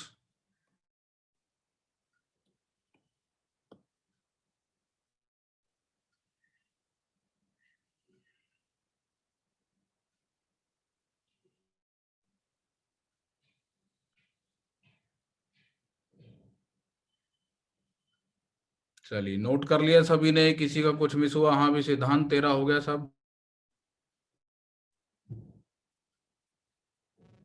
ठीक है, चल सकते हैं आगे।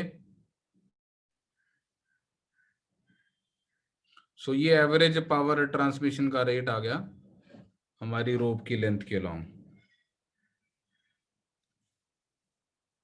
तो मैंने आपको बेसिक्स पढ़ा दिए वेव्स के, मैंने वेव की डिफरेंशियल इक्वेशन बता दी कैसी होती है, जनरल वेव बारे में बताया, कोई भी x plus minus we T का फंक्शन होता है तो वो वेव को कैसे रिप्रेजेंट कर सकता है, और हमने ट्रेवलिंग वेव में देखा कैसे पार्टिकल्स की वेलोसिटी निकाल सकते हैं, फिर हमने स्ट्रेस और स्ट्रेन देखा, और हमने एनर्जी डिस्ट्रीब्यूशन के बारे में सोचा कि एनर्जी कैसे ट्रेवल कर रही है।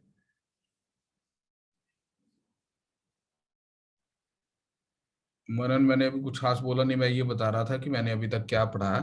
तो अब मैं यहाँ से आगे जो मेरी क्वेश्चन है वो एप्लीकेशन पे चली जाएगी। तो यहाँ से आगे हम एप्लीकेशंस ऑफ वेव फिनोमेनन देखेंगे, बहुत इंटरेस्टिंग कुछ चीजें डिस्कस करेंगे। तो सबसे पहले हम यहाँ पर बात करेंगे सुपरपोजिशन ऑफ वेव्स के बारे में।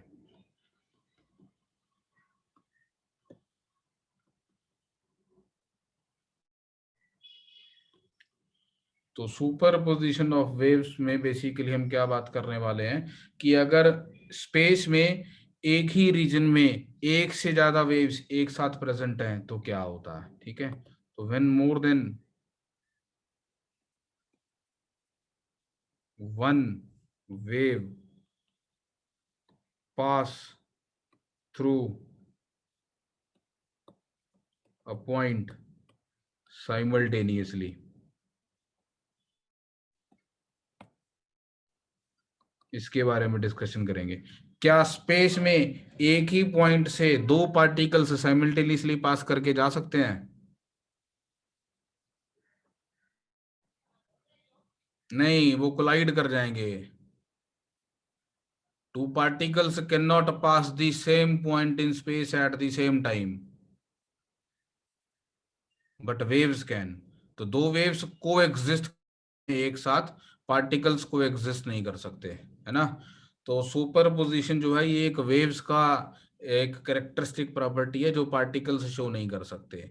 मतलब अभी तो आपको इसमें शायद इतनी बड़ी बात नहीं लग रही हो, बट आप समझें कि जो इलेक्ट्रॉन्स का वेव नेचर होता है तो उसका ये सबसे बड़ा प्रूफ है कि हम इलेक्ट्रॉन्स सुपरपोजिशन ऑब्जर्व कर पाते हैं जब हम उसको बिल्कुल ऑर्बिट्स के अंदर ले लेते हैं, तो वहां पे वो वेव नेचर को शो कर।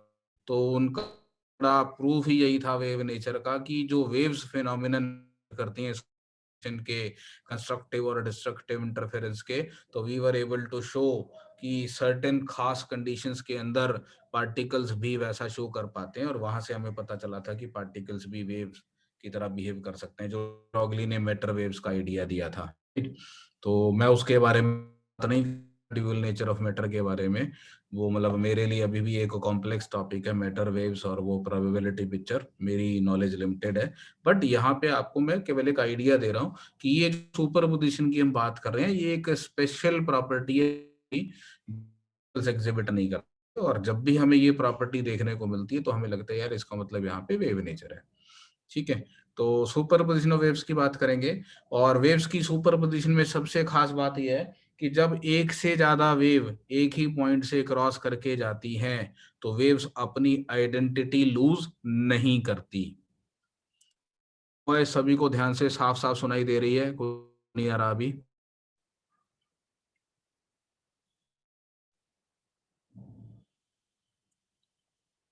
ठीक है, आप मेरी बात सुने अब ध्यान से।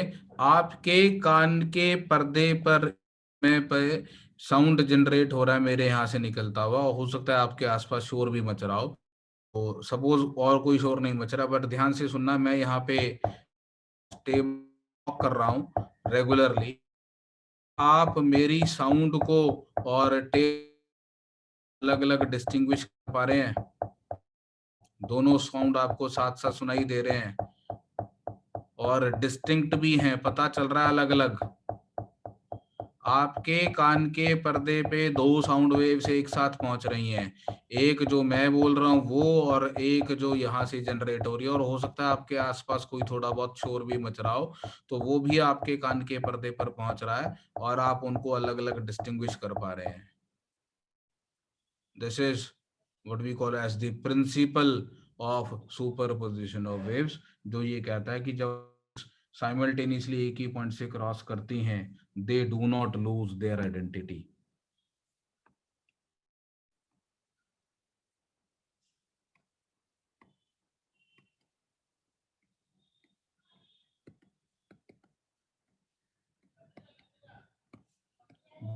known as the principle of superposition of waves.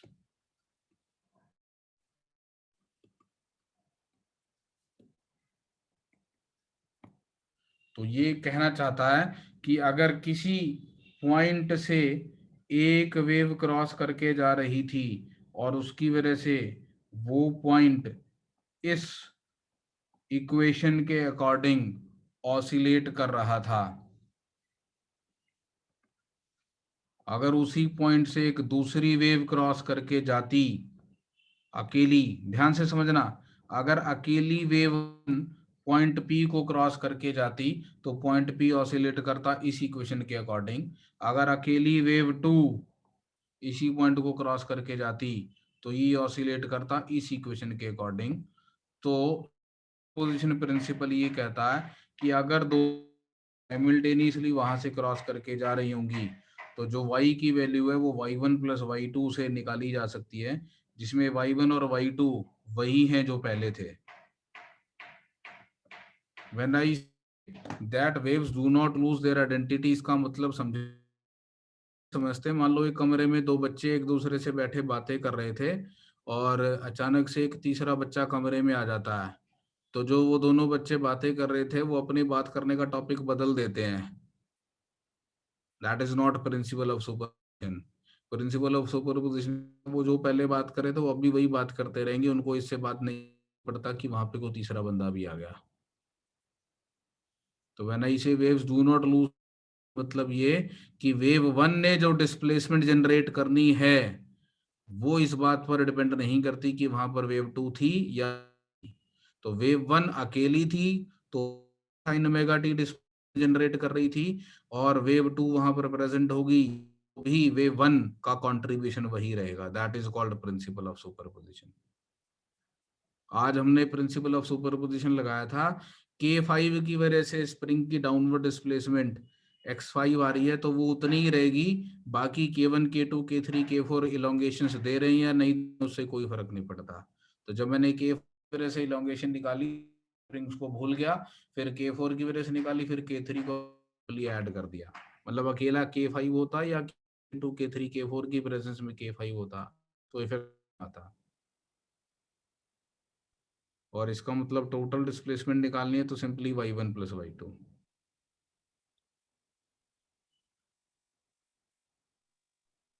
अब ध्यान से सुने मेरी बात, एनर्जी डिस्प्लेसमेंट के स्क्वायर पे डिपेंड करती है। ए स्क्वायर प्लस बी स्क्वायर और ए प्लस बी का होल स्क्वायर बराबर नहीं होता। तो वेव 1 की वजह से जितनी एनर्जी पी पॉइंट से क्रॉस कर रही थी एंड वेव 2 की वजह से जितनी एनर्जी पी पॉइंट से क्रॉस कर रही थी, दोनों साइमल्टेनियस, तो सिंपली एडिटिव इफेक्ट नहीं देखने को मिलेगा आपको एवरेज एनर्जी का। एवरेज एनर्जी पी पे जो एवरेज एनर्जी की वैल्यू आएगी वो वेव 1 की स्क्वायर के प्रोपोर्शनल आती, वेव बी स्क्वायर के प्रोपोर्शनल आती, और दोनों वेव से एक साथ आ रही हैं तो वो ए प्लस बी के होल स्क्वायर के प्रोपोर्शनल आने वाली है, यानी इंडिविजुअल एनर्जीज के टोटल के बराबर नहीं आने वाली है। डिस्प्लेसमेंट लीनियर फंक्शन है तो डिस्प्लेसमेंट सिंपली एनर्जीज एवरेज नहीं होती। ये बिल्कुल मोदी जी का फॉर्मूला लग जाएगा उसमें। हाँ अद्वैत, क्या डाउट पूछना है तेरे को?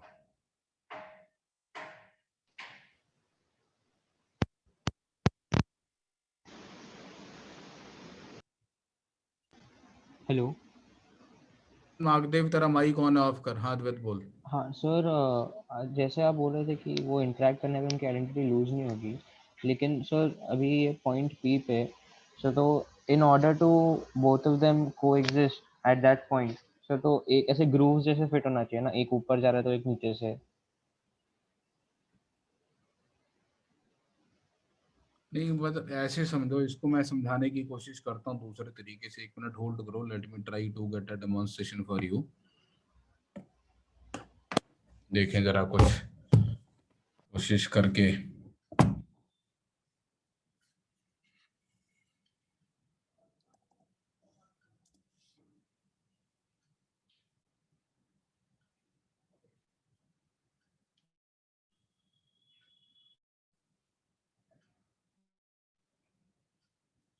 ठीक है, दोबारा बोल दूंगा मैं एनर्जी के बारे में। होल्ड करो जरा, मैं एक बार कुछ बना लूं यहाँ पे।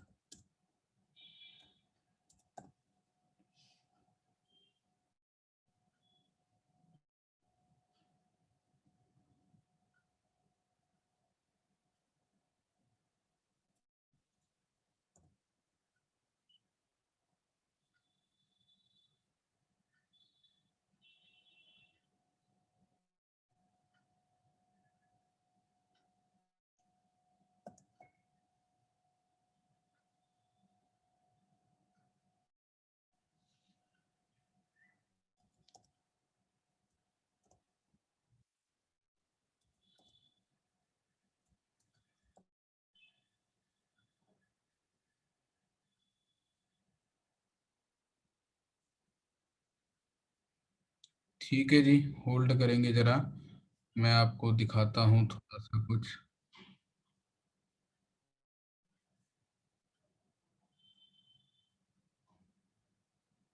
हाँ जी, स्क्रीन विजिबल है।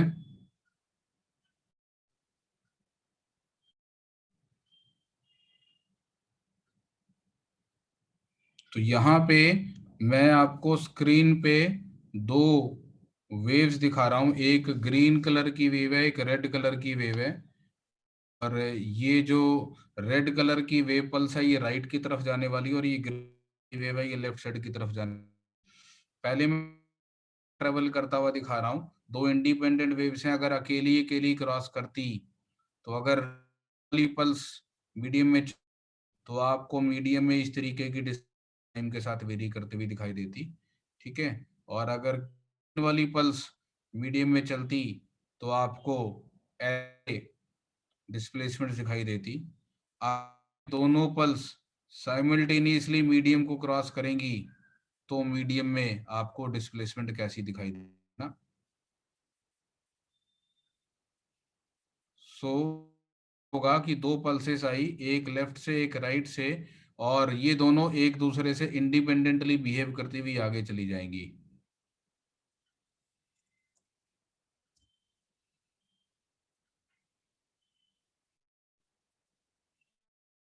आएंगी, ये एक दूसरे से इंडिपेंडेंटली क्रॉस करती हुई आगे चली जाएंगी। एक बार मैं इसको थोड़ा सा और इसको मॉडिफाई कर लेता हूँ, इसको 10 तक ले जाते हैं, 10, और स्क्रीन थोड़ी सी इधर ले लेते हैं। ये दो पल्सेस हैं और ये दोनों अब मैं साथ साथ दिखा रहा हूं सब आपको। एक रेड कलर की पल्स, एक ग्रीन कलर की पल्स, ये इंडिपेंडेंटली ट्रेवल कर रही थी, और जो ये पर्पल कलर है वो इनकी सुपर पोजिशन है।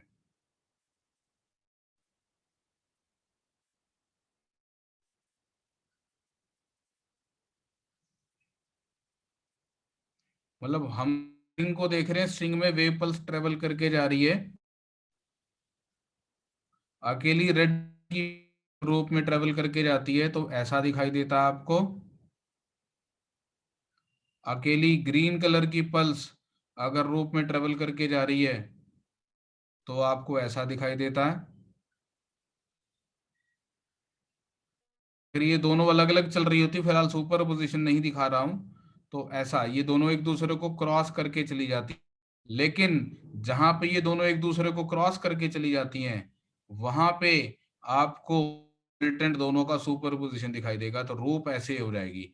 तो दोनों वेव्स एक दूसरे से इंडिपेंडेंटली बिहेव करेंगी, क्रॉस करके जाएंगी, पे दूसरे को क्रॉस कर रही होंगी, तो दोनों का वेव फॉर्म का एडिटिव दिखाई देगा। अगर मैं एक पल्स को फ्लिप कर दूं,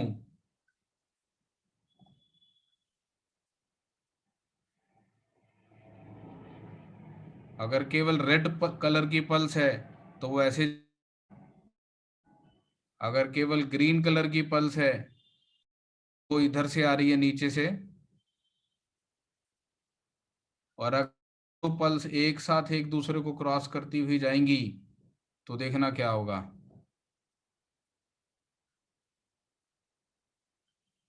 विजुलाइज किया आप लोगों ने?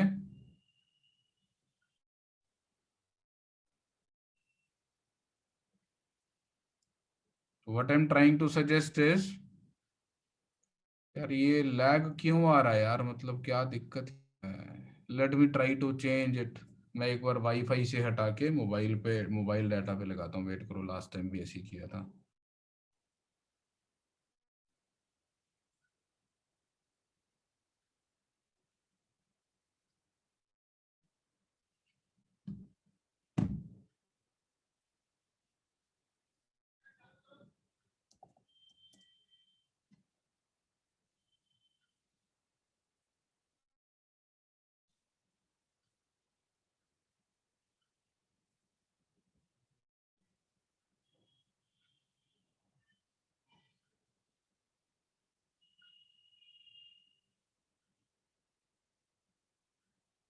I don't know what's happening, मतलब इंटरनेट की कनेक्टिविटी की तो सब अच्छी दिखा रहा है यार, यहाँ पे पता नहीं क्या दिक्कत है।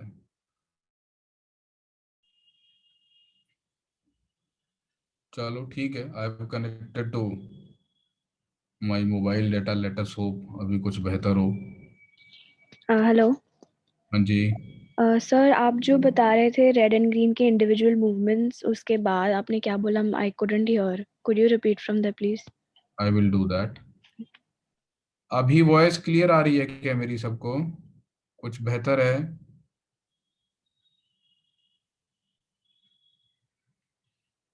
चलो लेट्स होप। मैं आपको ये समझाने की कोशिश कर रहा था कि जब वेव्स एक दूसरे को क्रॉस करती हैं तो वो एक दूसरे को अफेक्ट नहीं करती हैं, वो एक दूसरे से इंडिपेंडेंटली बिहेव करती हैं, वो एक दूसरे को सिंपली पास ऑन करके चली जाएंगी। लेकिन जहां पे वो साइमल्टेनियसली प्रेजेंट होंगी वहां पे जो मीडियम की डिफॉर्मेशन है वो आपको दोनों की वजह से आने वाली इंडिविजुअल डिफॉर्मेशन का रिजल्टेंट दिखाई देगा। क्या ये स्टेटमेंट सभी को समझ आ गई? और इसी को मैं आपको यहाँ इस डायग्राम से दिखा रहा हूं, ये दो पल्सेस हैं। एक पल्स आपको x इक्वल टू 0 पे अप पीक दिखाई दे रही है, ये राइट साइड की तरफ ट्रेवल करके जाने वाली है। एक पल्स आपको x इक्वल टू 10 पे डाउनवर्ड दिखाई दे रही है और ये लेफ्ट साइड को ट्रेवल करके जाने वाली है। जब ये पल्सेस एक दूसरे को क्रॉस करके जाएंगी तो जहां पे दोनों साइमल्टेनियसली प्रेजेंट होंगी वहां पे मीडियम की शेप आपको डिफरेंट दिखाई देगी, बट एल्स ये चुपचाप एक दूसरे को क्रॉस करके चली जाएंगी without losing their identity and without affecting each other. देखो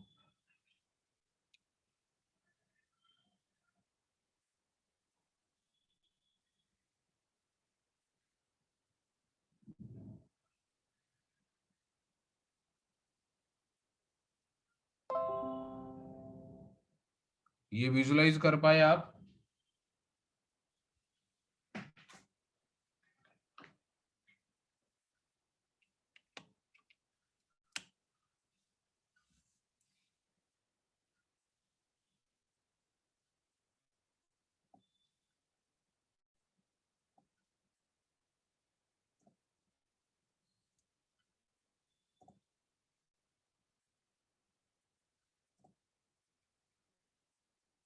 देखते हैं धीरे चला के।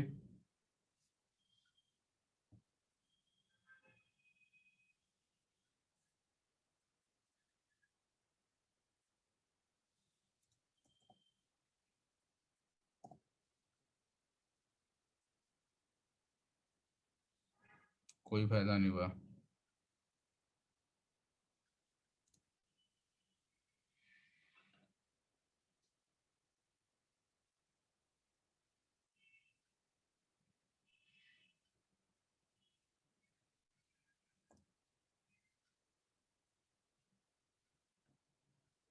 हाँ, यहाँ पे एनिमेशन की स्पीड में आएगा वो इफेक्ट, है ना।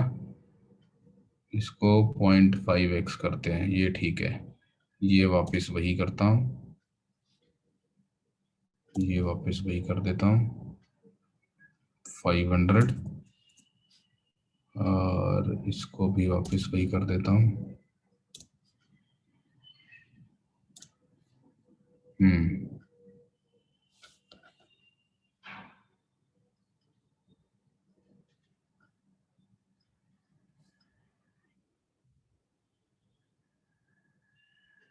अब देखो,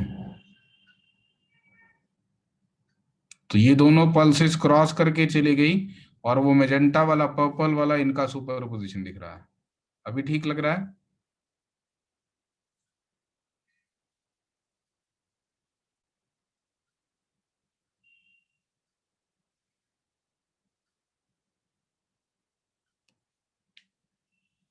और अगर ये प्लस होता तो दोनों ऊपर से आती,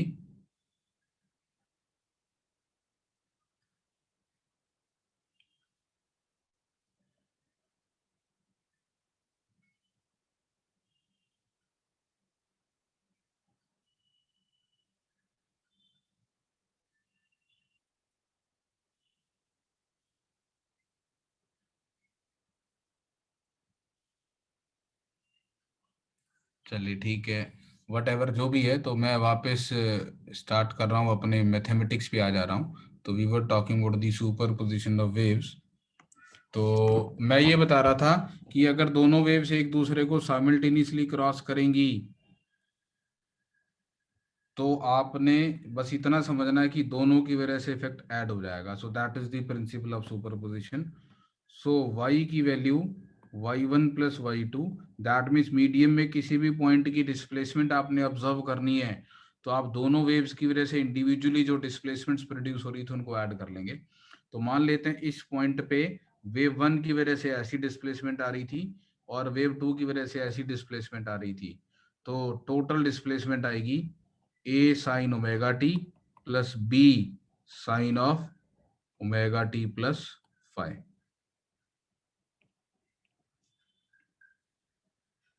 अब a sin ओमेगा t और b sin omega t plus five,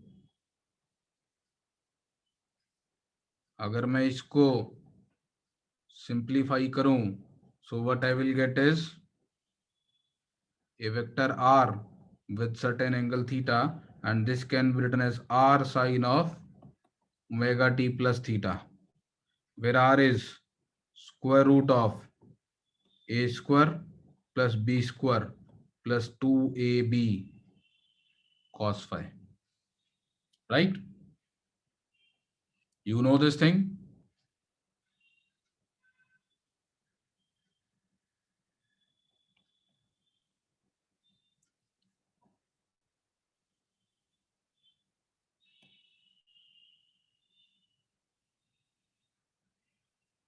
So depending on the value of phi,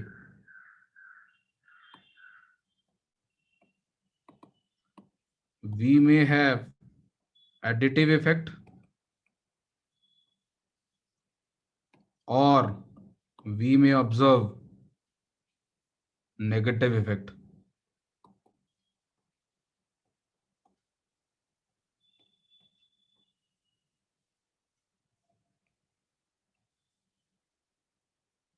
If cos phi is 1, that is phi is 2n pi. If cos phi is 1 or phi is 2n pi, then the resultant amplitude becomes the maximum possible, which is a plus b. And we call this case as constructive additive effect or constructive interference. This term is known as constructive interference. So we say that the two waves have produced an additive effect, and if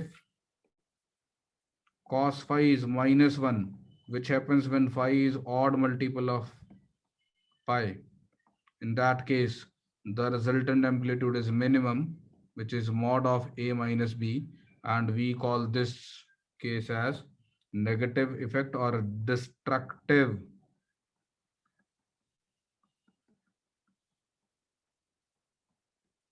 interference. ठीक है.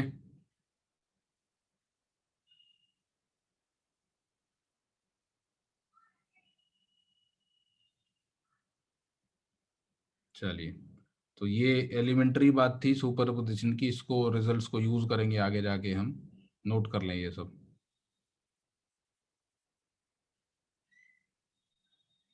ये लो.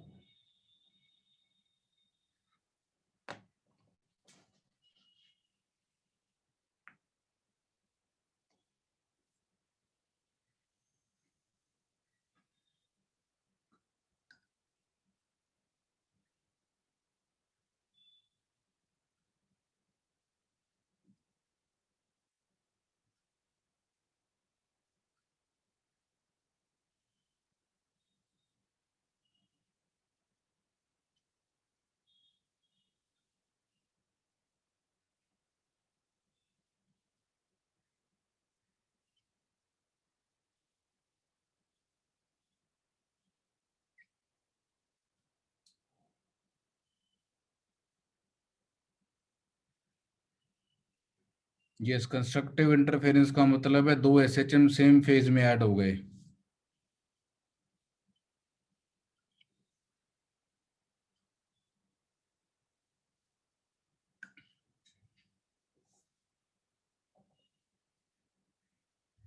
ठीक है. अब यहाँ पे एक interesting चीज डिस्कस करेंगे. मैंने यहाँ पे अभी आपको जो रोप में दो वेव पल्सेस की सुपरपोजिशन दिखाई थी, अगर मैं दो वेव पल्सेस की बजाय दो वेव ट्रेन ले लूं और उनकी सुपरपोजिशन कर दूं, तो बहुत इंटरेस्टिंग एक पैटर्न आपको देखने को मिलेगा. ये नोट कर लिया. चलूं आगे. यहाँ पे मैंने आपको दो वेव पल्सेस दिखाई थी. एक पल्स ऊपर से आ रही थी, एक पल्स नीचे से आ रही थी, और उनकी सुपरपोजिशन कराई थी. अगर मैं इसकी बजाय दो हार्मोनिक वेव्स ले लूं, वेव ट्रेन पूरी की पूरी, superposition of two identical harmonic waves travelling in opposite direction. बहुत इंटरेस्टिंग है. हम क्या करेंगे, हम ऑब्जर्व करेंगे कि अगर एक रूप में एक ऐसी वेव चल रही है और एक ऐसी वेव साइमल्टेनियसली और आ गई, ये दोनों आइडेंटिकल हैं बिल्कुल, केवल ऑपोजिट डायरेक्शन में ट्रेवल कर रही हैं। अगर ये दोनों वेव्स किसी रोप में से साइमल्टेनियसली पास करेंगी तो रोप कैसी दिखाई देगी? ठीक है, जरा इसका एनालिसिस करते हैं हम। 1 सेकंड होल्ड करेंगे आप, मैं जरा आपको दिखाता हूं कि इसमें क्या होता है।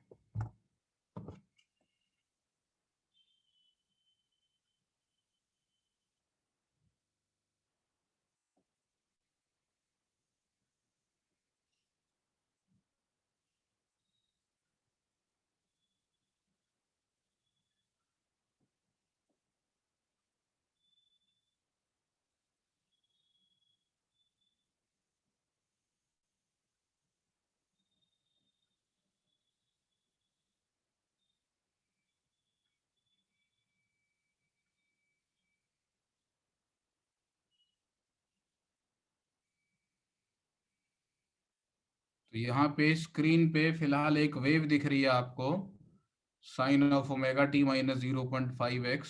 और ये वेव अगर ट्रेवल करेगी तो रोप ऐसी दिखाई देगी आपको। तो अगर एक सिंगल वेव रोप में ट्रेवल करके जा रही है तो रोप का बिहेवियर कुछ ऐसा दिखाई देगा। दिख रहा है स्क्रीन पे सभी को?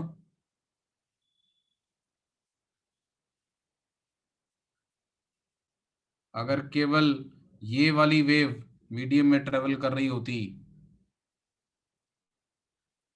दो वेव्स हैं, ये दोनों आइडेंटिकल हैं इन ऑल रिस्पेक्ट।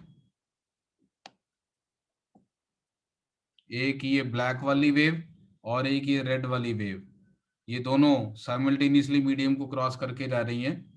एक sine of omega T minus के एक्स है ब्लैक वाली वेव, एक रेड वाली है sine of omega T plus के एक्स। अभी फिलहाल मैं ये दिखा रहा हूं कि जब ये दोनों वेव्स क्रॉस कर रही हैं अलग अलग, तो ऐसा है।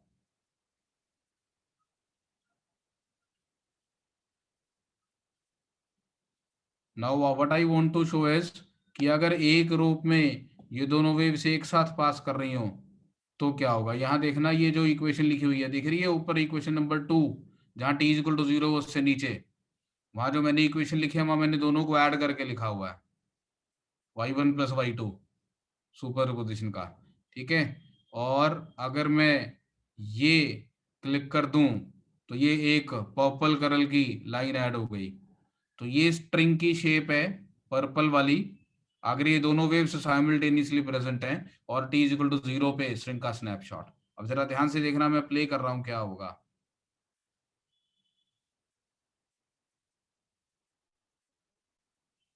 तो अगर ये दोनों वेव्स साइमल्टेनियसली पास करके जा रही होंगी तो रोप ऐसी दिखाई देगी आपको। दोनों वेव्स साइमल्टेनियसली पास कर रही हैं और रोप ऐसी दिखाई दे रही है। इसमें आपको crest and troughs right side की तरफ ट्रेवल करते हुए दिखाई देने बंद हो गए। ये दोनों की सुपर पोजिशन है interesting.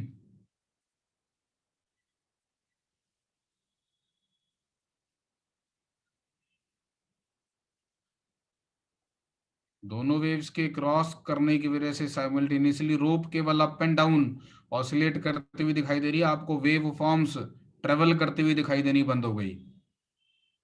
Individually wave forms travel कर रही थी, लेकिन जो इनका रिजल्टेंट है उसमें आपको वेव फॉर्म ट्रेवल करती हुई दिखाई देनी बंद हो गई। इसको बोलते हैं स्टेशनरी वेव। है वेव फॉर्म। स्लो करूं इसको थोड़ा सा।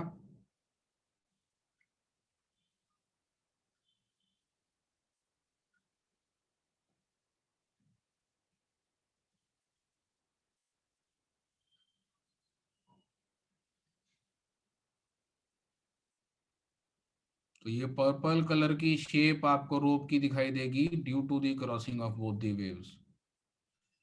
तो रोप आपको अप एंड डाउन मूव करती हुई दिखाई देगी, राइट लेफ्ट मूवमेंट बंद हो जाएगी रोप की।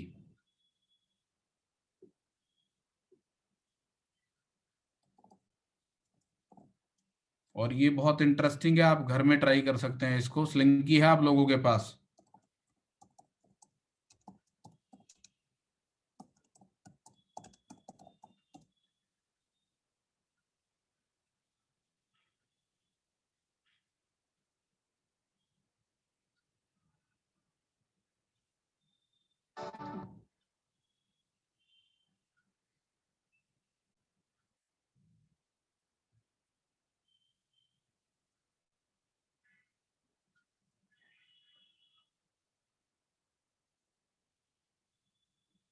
स्क्रीन शेयर की है मैंने, यूट्यूब पे वीडियो दिख रहा है आपको? हाँ, मैं प्रीमियम की ऐड नहीं कर रहा हूँ, 2 महीने फ्री वाली उसको भूल जाओ आप। यहाँ पे देखो, इस पर्सन के हाथ में एक स्लिंकी है और इसका लेफ्ट वाला एंड, इधर वाला एंड जो आपकी तरफ है उसको इसने होल्ड किया और उधर वाला एंड वहां फिक्स्ड है। ये वीडियो हमने पहले देखा क्या रिफ्लेक्शन के लिए? नहीं, ठीक है। ये पर्सन क्या करने वाला है, ये अपने हाथ पे जो फिक्स्ड एंड था वहां से वेव ट्रेन जनरेट करेगा जो दूसरी तरफ जाएगी और उधर फिक्स्ड एंड से वो वेव रिफ्लेक्ट होकर वापस आएगी। तो जो वेव इधर से जा रही थी और जो उधर से फिक्स्ड एंड से रिफ्लेक्ट होकर वेव वापस आएगी, वो एक दूसरे से सुपर इम्पोज कर जाएंगी। और जैसा अभी मैंने आपको स्ट्रिंग का पैटर्न दिखाया था वैसा आपको यहाँ पर दिखाई देने वाला है। प्ले कर रहा हूं मैं, देखो ध्यान से।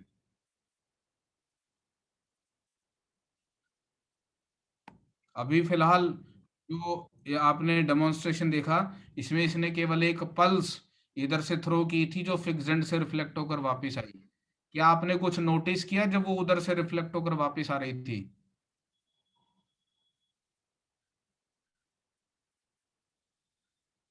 देखो दोबारा से।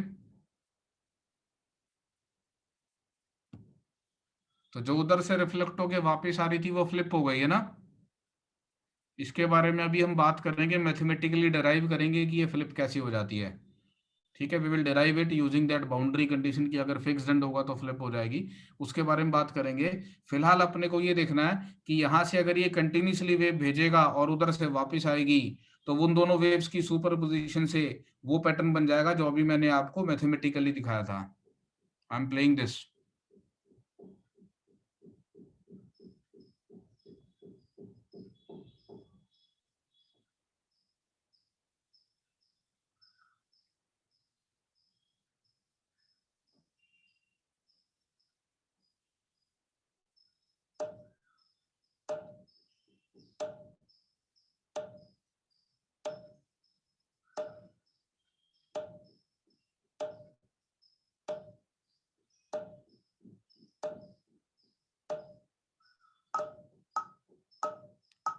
Notice this carefully. दिख रही है वैसी waveform?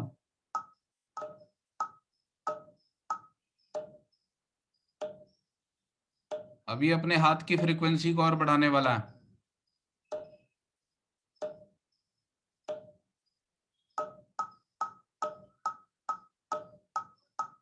Now you see that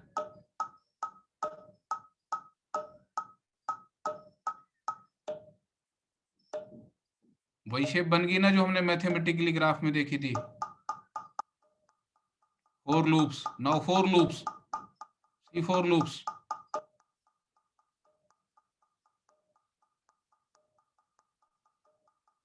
5 loops,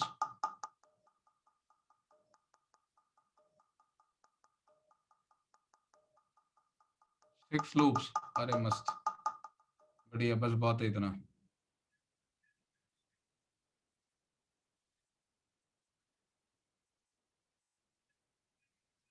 so this is the idea.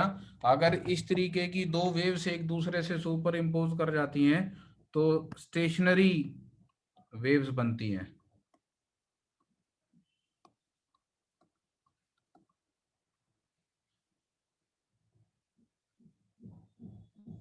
तो we will discuss this in the next class about the stationary wave formation. पढ़ेंगे इसके बारे में नेक्स्ट क्लास में और इसका पूरा मैथमेटिक्स देखेंगे, कैसे कहाँ पर स्टेशनरी पॉइंट्स आते हैं, कहाँ पे मैक्सिमम एम्पलीट्यूड वाले पॉइंट्स आते हैं, नोड्स एंटी नोड्स, इस सारे के बारे में बात करेंगे हम।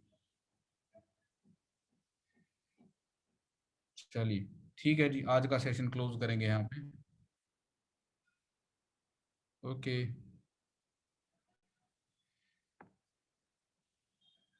बाय बेटा।